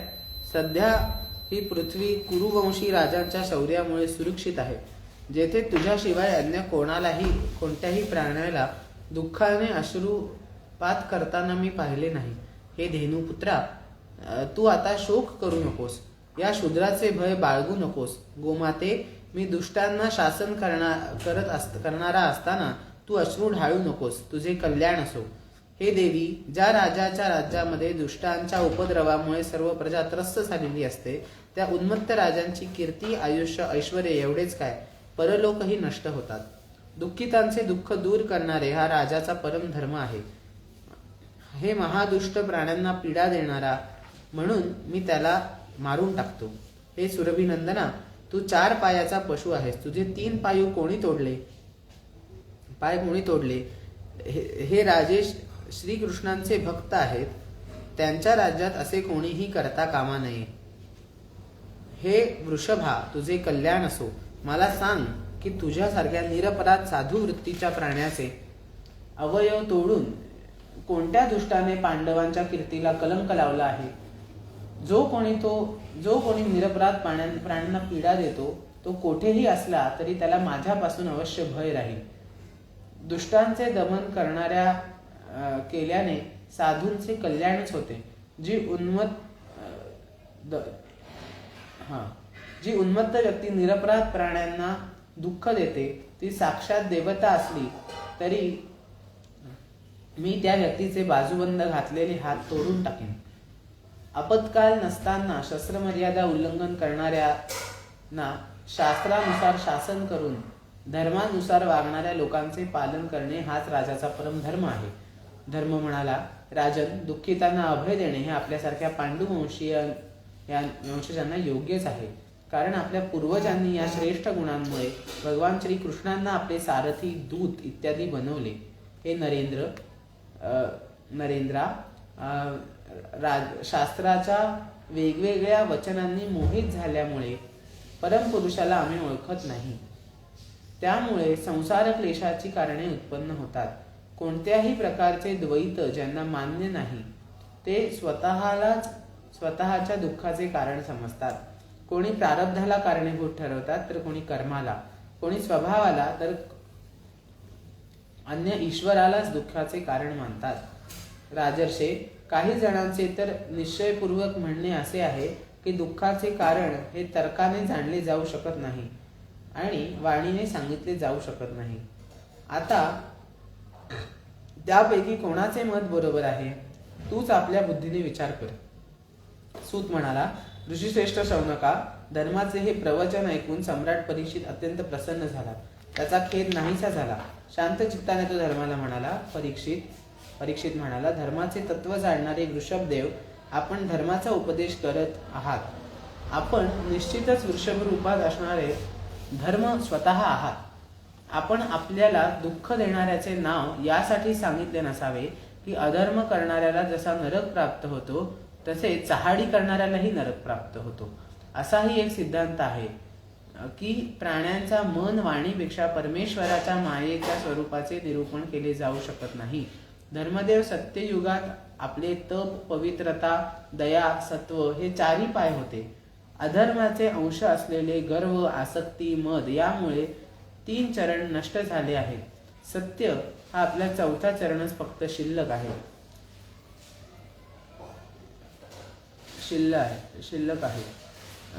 ज्याच्या बळावर आपण जीवित आहात. असत्याने पुष्ट झालेले आणि अधर्मी कलियुग साक्षात यालाही गिळंकृत करू इच्छित आहे. ही गोमाता साक्षात पृथ्वी आहे. भगवंतांनी हिच्यावर प्रचंड भार नष्ट केला होता.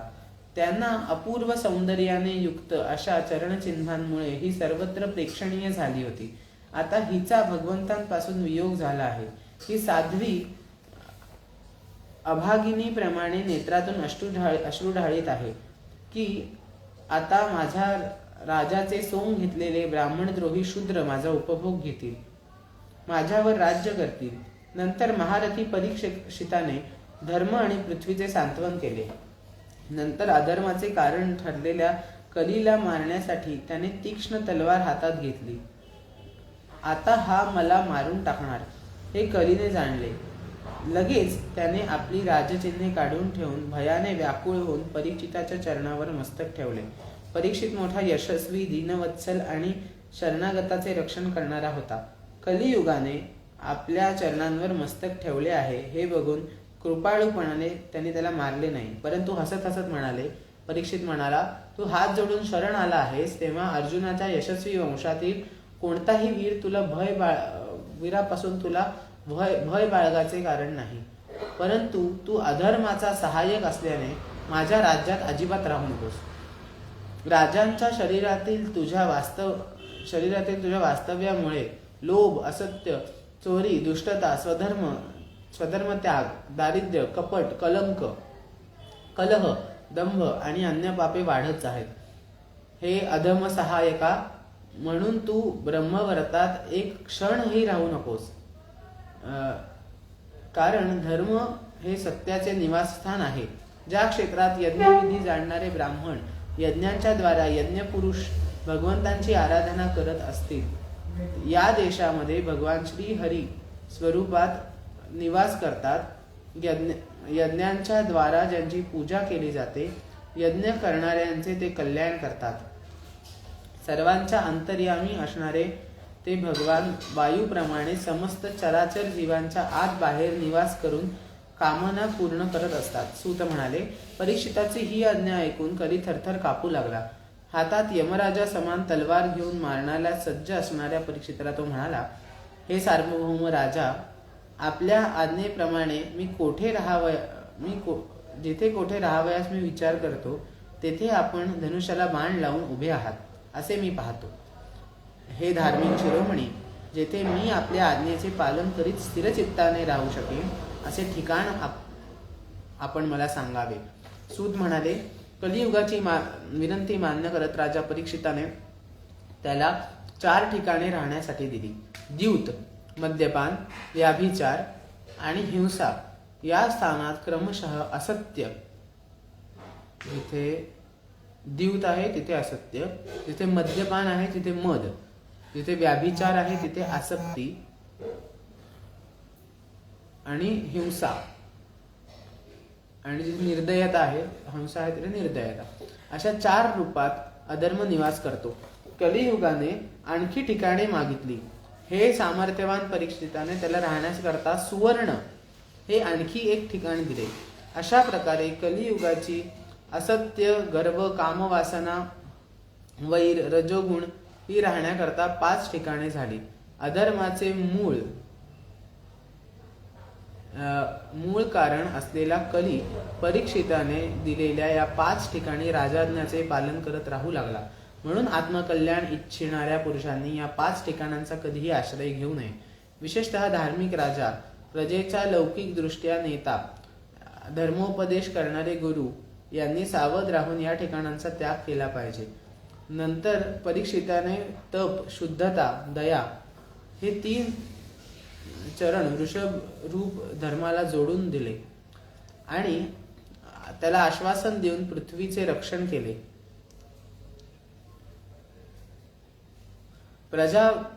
परीक्षिताचे पितामह राजा युधिष्ठिराने वनात जाते वेळी महाराज परीक्षितेला राजसिंहासनावर बसविले होते, तोच आता तेथे विराजमान आहे. तोच परम यशस्वी सौभाग्यशाली चक्रवर्ती सम्राट राजर्षी परीक्षित यावेळी हस्तिनापुरात कौरव कुलाच्या लक्ष्मीने शोभत आहे. हा अभिमन्यू पुत्र राजा परीक्षित असा प्रभावशाली आहे. त्याच्याच शासन काळात आपण सर्वजण दीर्घकाळ चालणाऱ्या यज्ञांची दीक्षा घेतली. अध्याय 17 समाप्त. अध्याय 18. राजा परीक्षिताला शृंगी ऋषीचा शाप. सूत म्हणाले, अद्भुत कर्मे करणाऱ्या भगवान श्रीकृष्णांच्या कृपेने राजा परीक्षित मातेच्या गर्भात अश्वत्थाम्याच्या ब्रह्मास्त्राने जळून सुद्धा मरण पावला नाही. ब्राह्मणाच्या शापाने त्याला दंश करावयाला तक्षक आला.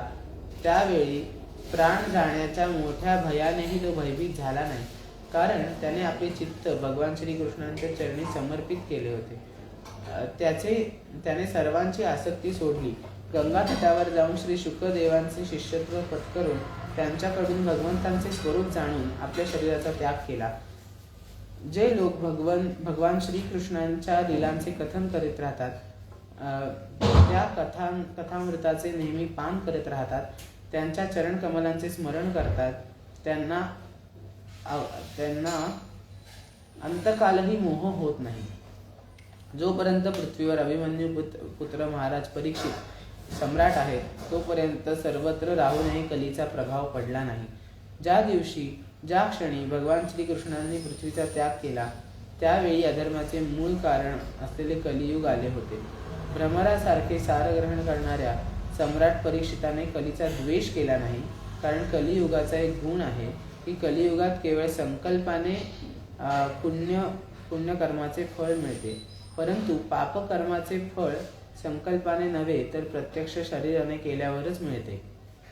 लांडग्याने मोहग्रस्त लोकांवर पराक्रम गाजविणाऱ्या निश्चयी पुरुषांना भिडणाऱ्या कलेला काय किंमत आहे. धर्महीन पुरुषांना मात्र आपल्याकडे आकर्षून घेण्याकरता नेहमी तत्पर असतो.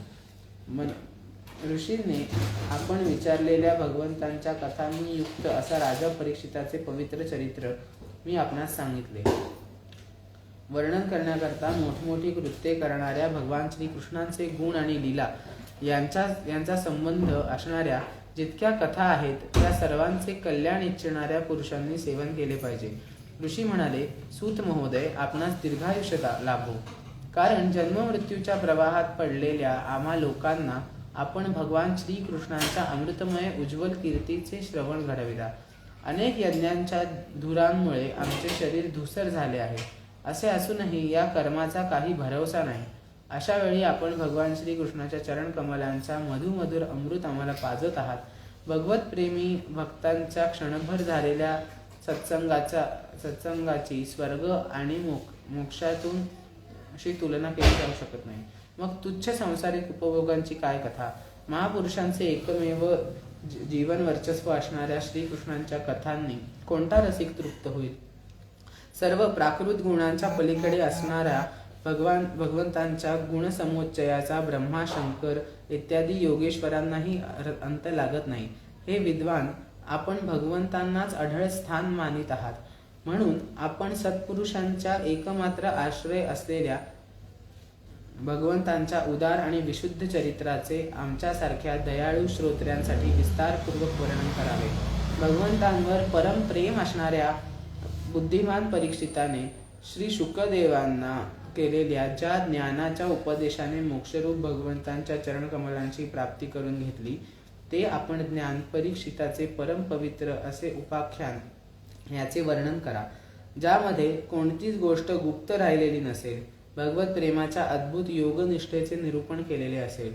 शिवाय ज्यात भगवान श्रीकृष्णांच्या लीलेचे वर्णन केलेले असेल असे प्रसंग भगवंतांच्या प्रिय भक्तांना ऐकण्यात फारच आनंद वाटतो. सूत म्हणाले, अहो, विलोम जातीमध्ये उच्च वर्णातील माता आणि कनिष्ठ कुळातील पिता यापासून जन्म होऊनही महात्म्या पुरुषांची सेवा केल्यामुळे आज आमचा जन्म सफल झाला.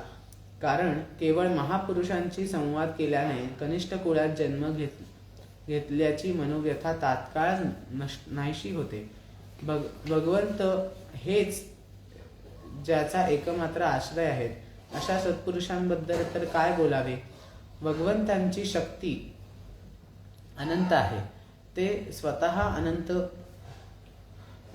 अनंत आहेत असे म्हटले जाते. भगवंतांच्या गुणाशी कोणी बरोबरी करू शकत नाही. तर त्यांच्यापेक्षा अधिक गुणवान कोण असू शकेल. ज्यांच्या गुणांची विशेषता समजण्यासाठी एवढे सांगणेच पुरेसे आहे की जिच्या प्राप्तीसाठी प्रार्थना करणाऱ्या ब्रह्मादी देवता सोडून भगवंतांनी इच्छा न करताही लक्ष्मी भगवंतांच्या चरणकमलांचे सेवन करीत आहे. ब्रह्मदेवाने भगवंतांचे चरण धुण्यासाठी जे पाणी समर्पित केले होते तेच त्यांच्या पायाच्या नखातून निघून गंगेच्या रूपाने वाहू लागले. महादेवतांसहित सर्व जगाला पवित्र करत आहे.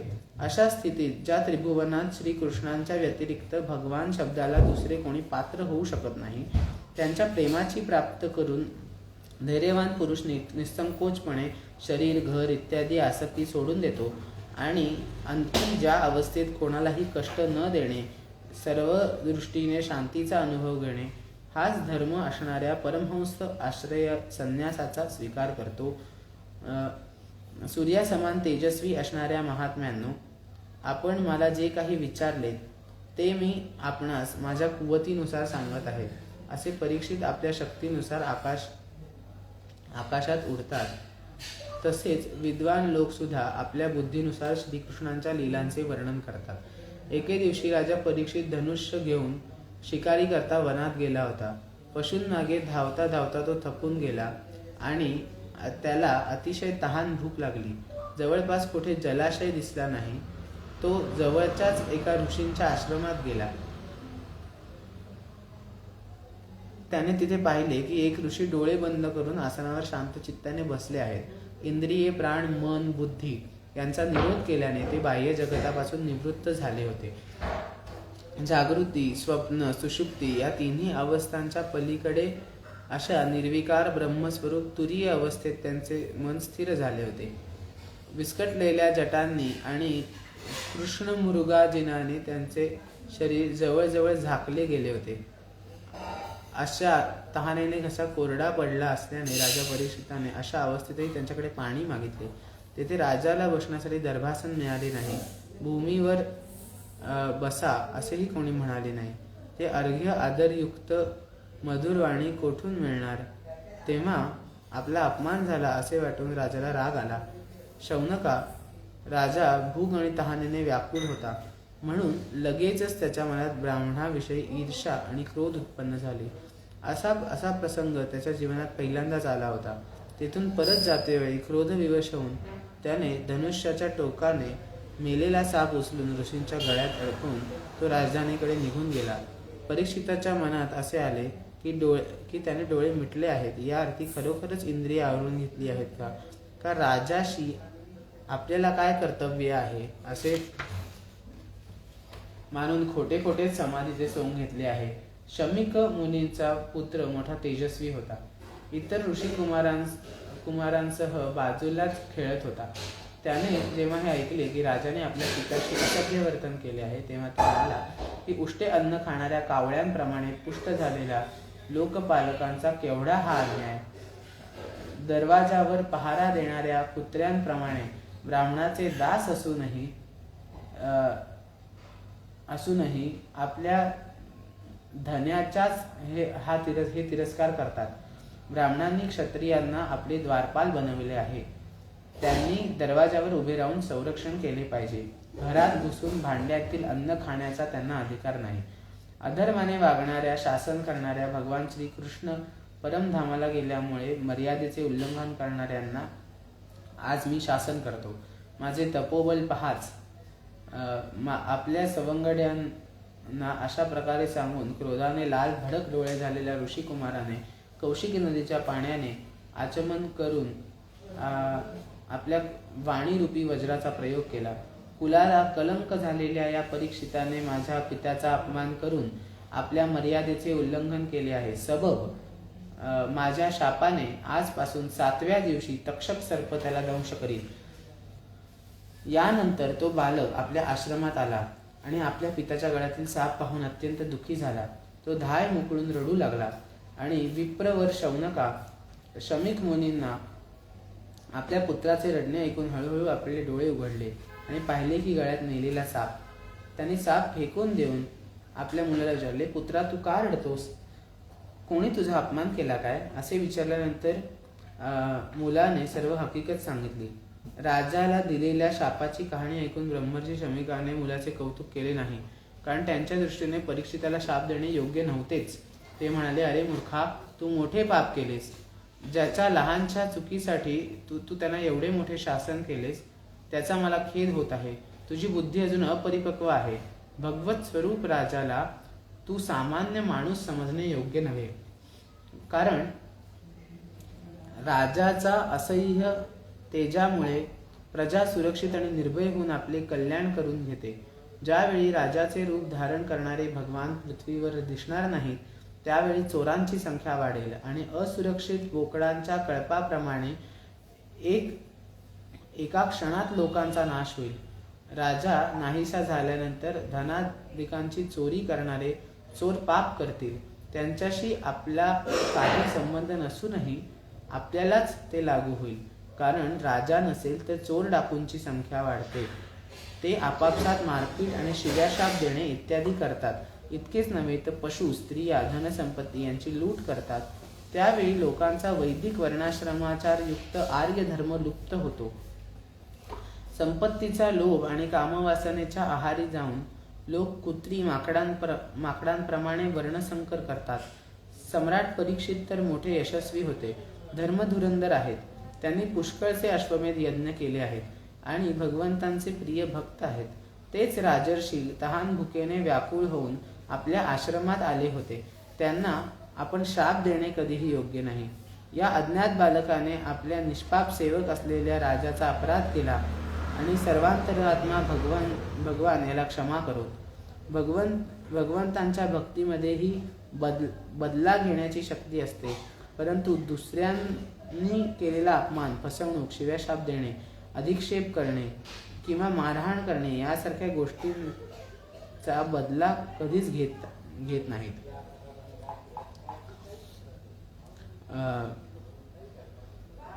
महामुनी शमीकांना पुत्राने अपराधाचा मोठा पश्चाताप झाला. राजा परीक्षिताने त्यांचा जो अपमान केला होता त्यांनी त्याच्याकडे लक्षच दिले नाही.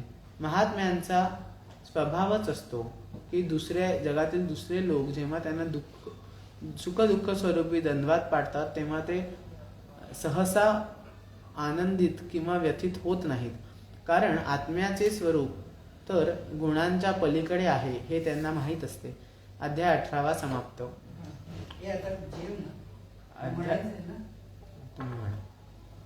अध्याय 19. परीक्षिताचे अनशन व्रत आणि शुकदेवांचे आगमन. सूत म्हणाले, राजधानीला पोचल्यानंतर राजा परीक्षिताला आपल्या त्या निंद कर्माबद्दल अतिशय पश्चाताप झाला. तो अत्यंत उदास होऊन विचारू लागला की मी निरपराध तसेच ते झाकून ठेवलेल्या ब्राह्मणाबरोबर असभ्य पुरुषासारखा नीच व्यवहार केला. असे किती वाईट झाले. मी त्या महात्म्याचा अपमान केल्यामुळे लवकरच एखादे भयंकर संकट माझ्यावर अवश्य येईल आणि खुशाल येवो, कारण त्यामुळे माझ्या पापाचे प्रायश्चित्त मला मिळेल. असे कृत्य माझ्याकडून पुन्हा खात्रीने घडणार नाही. ब्राह्मणाच्या क्रोधाग्नीने आजच माझे राज्य, सेना, समृद्ध खजिना जळून खाक होऊ दे. त्यामुळे पुन्हा कधीही माझ्यासारख्या दुष्टाची ब्राह्मण देवता गाय यांच्या बाबतीत अशी पापबुद्धी निर्माण होणार नाही. परीक्षित असा विचार करीत होता. एवढ्यात त्याला समजले की ऋषिकुमाराच्या शापाने तक्षक त्याला दंश करणार आहे. त्यामुळे संसारात आसक्त असणाऱ्या आपल्याला लवकरच वैराग्य प्राप्त करून देणारा तक्षकरूप मृत्यू त्याला चांगला वाटला. या जगातील आणि परलोकातील भोगांना तो पहिल्यापासूनच तुच्छ आणि त्याज्य समजत होता. आता त्याचा प्रत्यक्ष त्याग करून आणि भगवान श्रीकृष्णांच्या चरणांची सेवा हेच सर्वश्रेष्ठ मानून आमरण उपोषण व्रत घेऊन तो गंगा तीरावर बसला. तुळशीच्या सुगंधाने मिश्रित झालेले गंगाजल भगवान श्रीकृष्णाच्या चरण कमलांचे पराग घेऊन प्रवाहित झाले होते. म्हणून गंगा माता लोकपालांसहित स्वर्ग आणि पृथ्वीवर असलेल्या सर्व लोकांना पवित्र करते. मग मरणासन्न असलेला मनुष्य तिचे सेवन करणार नाही. अशा प्रकारे आमरण उपोषणाचा निर्णय घेतला.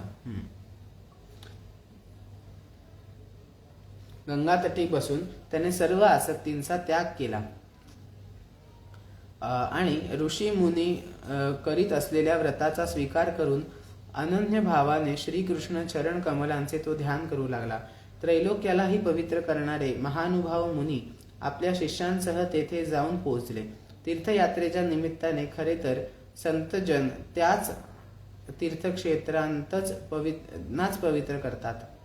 त्यावेळी तेथे अत्री, वशिष्ठ, च्यवन, शरद्वान, अरिष्टनेमी, भृगु, अंगिरा, पराशर, विश्वामित्र, परशुराम, उतत्थ, इंद्रप्रमद, इद्मवाह, मेधातिथी, देवल, आष्टिशेण, भारद्वाज, गौतम, पिप्पलाद, मैत्रेय, और्व, कवश, अगस्त्य, भगवान व्यास, नारद तसेच अनेक श्रेष्ठी देवर्षी, ब्रह्मर्षी, अरुणादी राजर्षींचे शुभागमन झाले.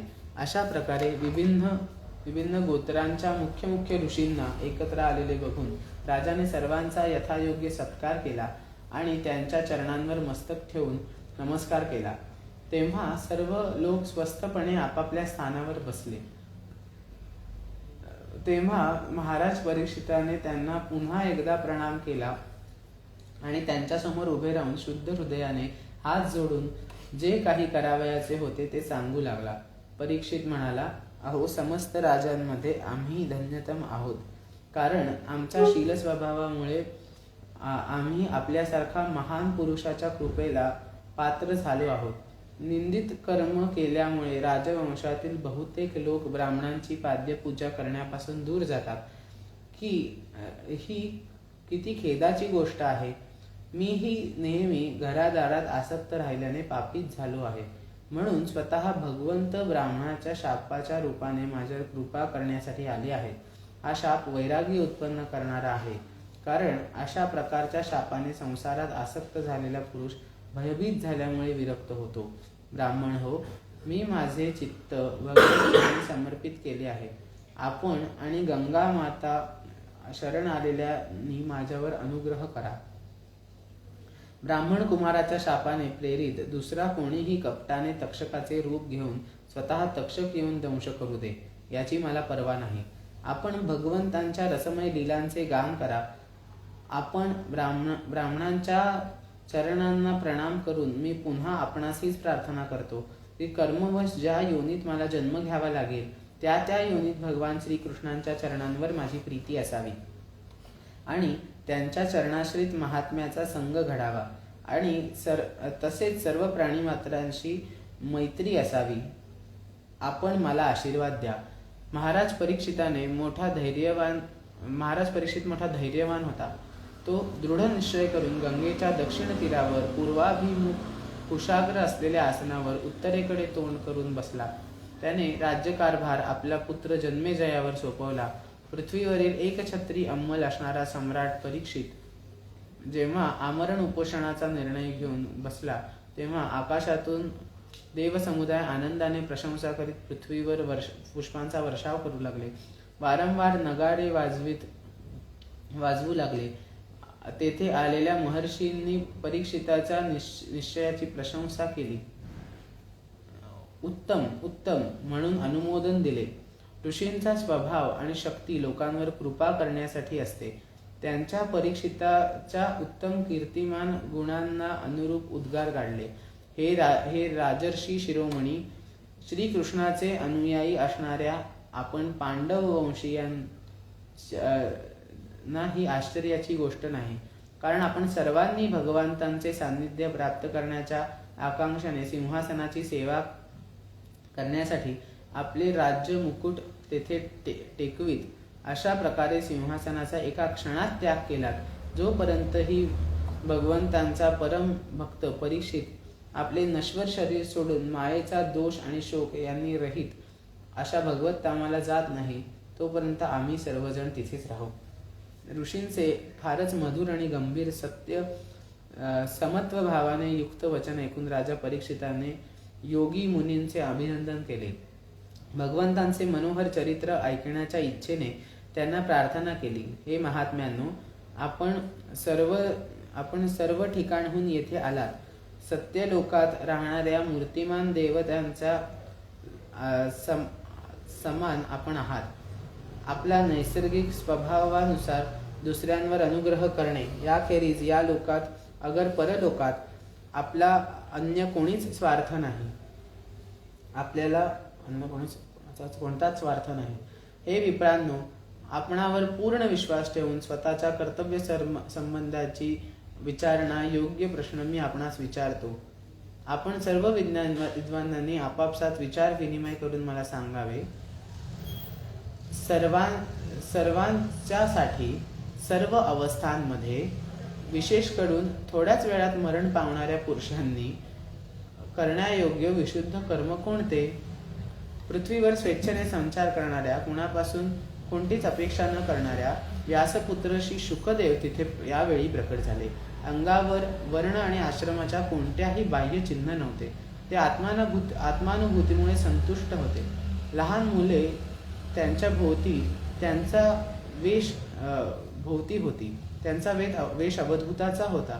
त्यांचे वय 16. पाय, हात, मांड्या, खांदे, गाल, इतर सर्व अवयव अत्यंत सुकुमार होते. नेत्र विशाल आणि मनोहर होते. नाक काहीसे उभार आणि सुडौल होते. त्यांच्या भुवया या सर्वांमुळे चेहरा अत्यंत शोभायमान दिसत होता. गळा तर जणू शंखच होता. खांद्याची हाडे लपलेली आणि छाती रुंद भारदार होती. भोवऱ्यांभोवती खोल नाभी, पोट 3 वळ्यांनी युक्त असे सुंदर होते.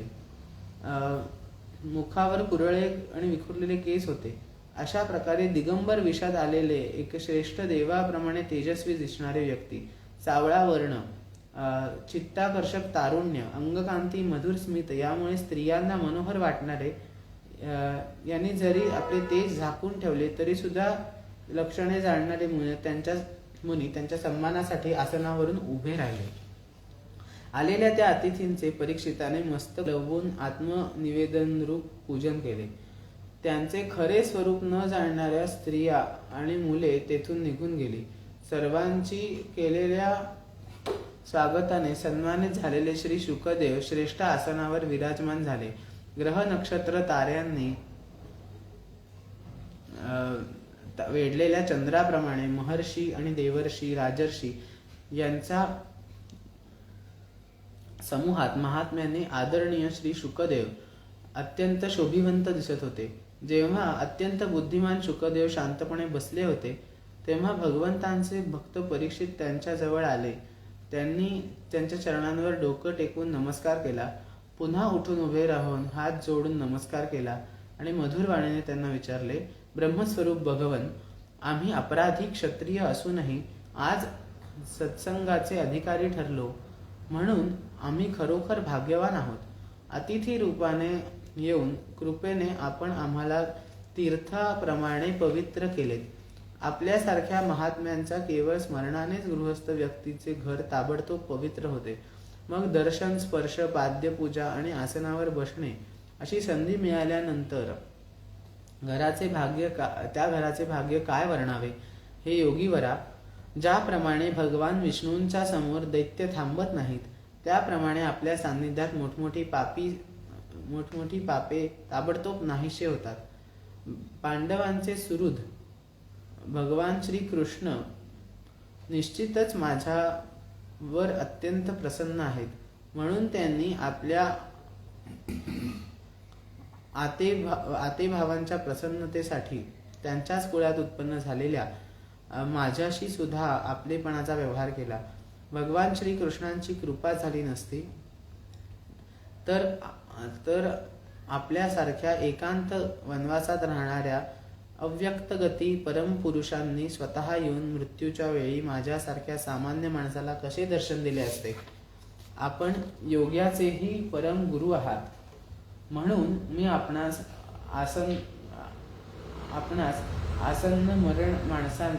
मरणासन्न माणसाने काय केले असता मोक्ष मिळेल हे विचारित आहे. हे भगवन, त्याचबरोबर आपण हेही सांगा की मनुष्याने काय ऐकावे, कोणता जप करावा, कोणते कर्म करावे, कोणाचे स्मरण करावे, कोणाचे भजन करावे, तसेच कशाचा त्याग करावा.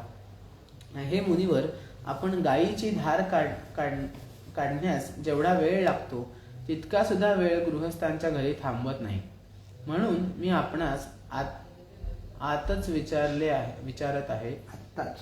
विचारले आहे. सूत म्हणाले, जेव्हा राजाने मोठ्या मधुर वाणीने अशा प्रकारे संभाषण केले आणि प्रश्न विचारले तेव्हा सर्व धर्मांचे मर्म जाणणारे व्यासपुत्र भगवान शुकदेव त्यांची उत्तरे देऊ लागले. अध्याय 19 समाप्त. पहिला स्कंद समाप्त. हरिओम तत्सत.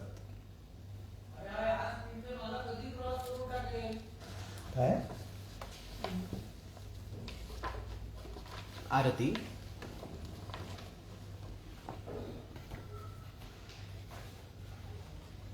दोन मिनिटं या. थांब येताय का खाली? 2 मिनिटं.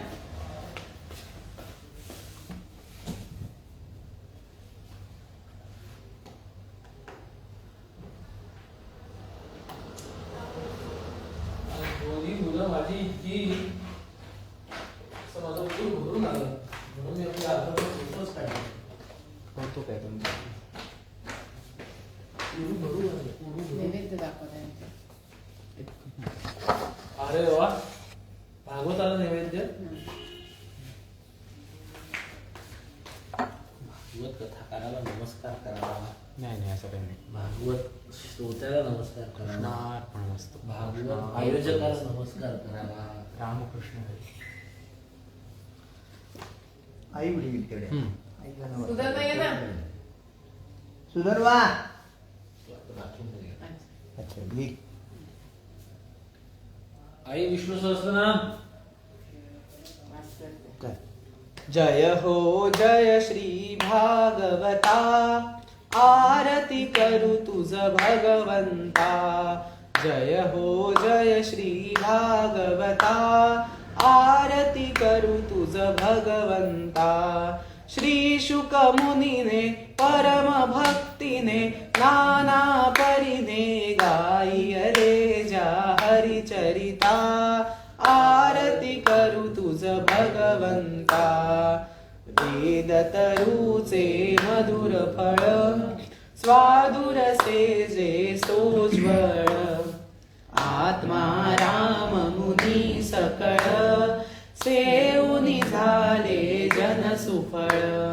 पहा पर्वणी आली यवनी, ही अगहरिणी भवजल तरणी दीपतिता. आरती करू तुझ भगवंता. येथे व्यासांची वाणी, सार्थक हरिगुण गाऊनी. शास्त्र पुराणे मुकुटमणी, परम प्रेमामृत जननी. सहज सेविता भाविक भक्ता, उदार दाता मोक्ष तत्वदा दे आता. आरती करू तुझ भगवंता. रमते जणू मानस चित्र, द्वादश सोपाने युक्त.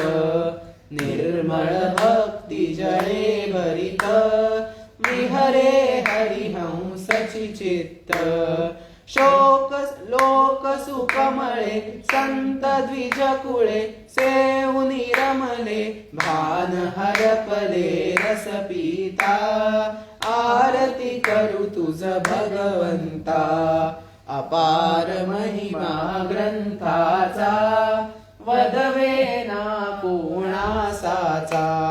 प्राणची कीर्तनकारांचा, मेवा कविवर संतांचा. जणू बोधाचा स्वयं प्रभेचा, द्वादश कळीचा रवी अंतरीचा तमहर्ता. आरती करू तुझ भगवंता. ग्रंथ नभे हा श्रीकृष्ण, देवे मन पूर्ण. अनन्य होता या शरण, खचित टळे जन्म मरण. त्रिताप जाती चिरये शांती, नाथ हि वदती कृष्णपदी ठेवू माथा. आरती करू तुझ भगवंता. आरती करू तुझ भगवंता. आरती करू तुझ भगवंता. ग्रंथराज श्रीमद् भागवतम की जय.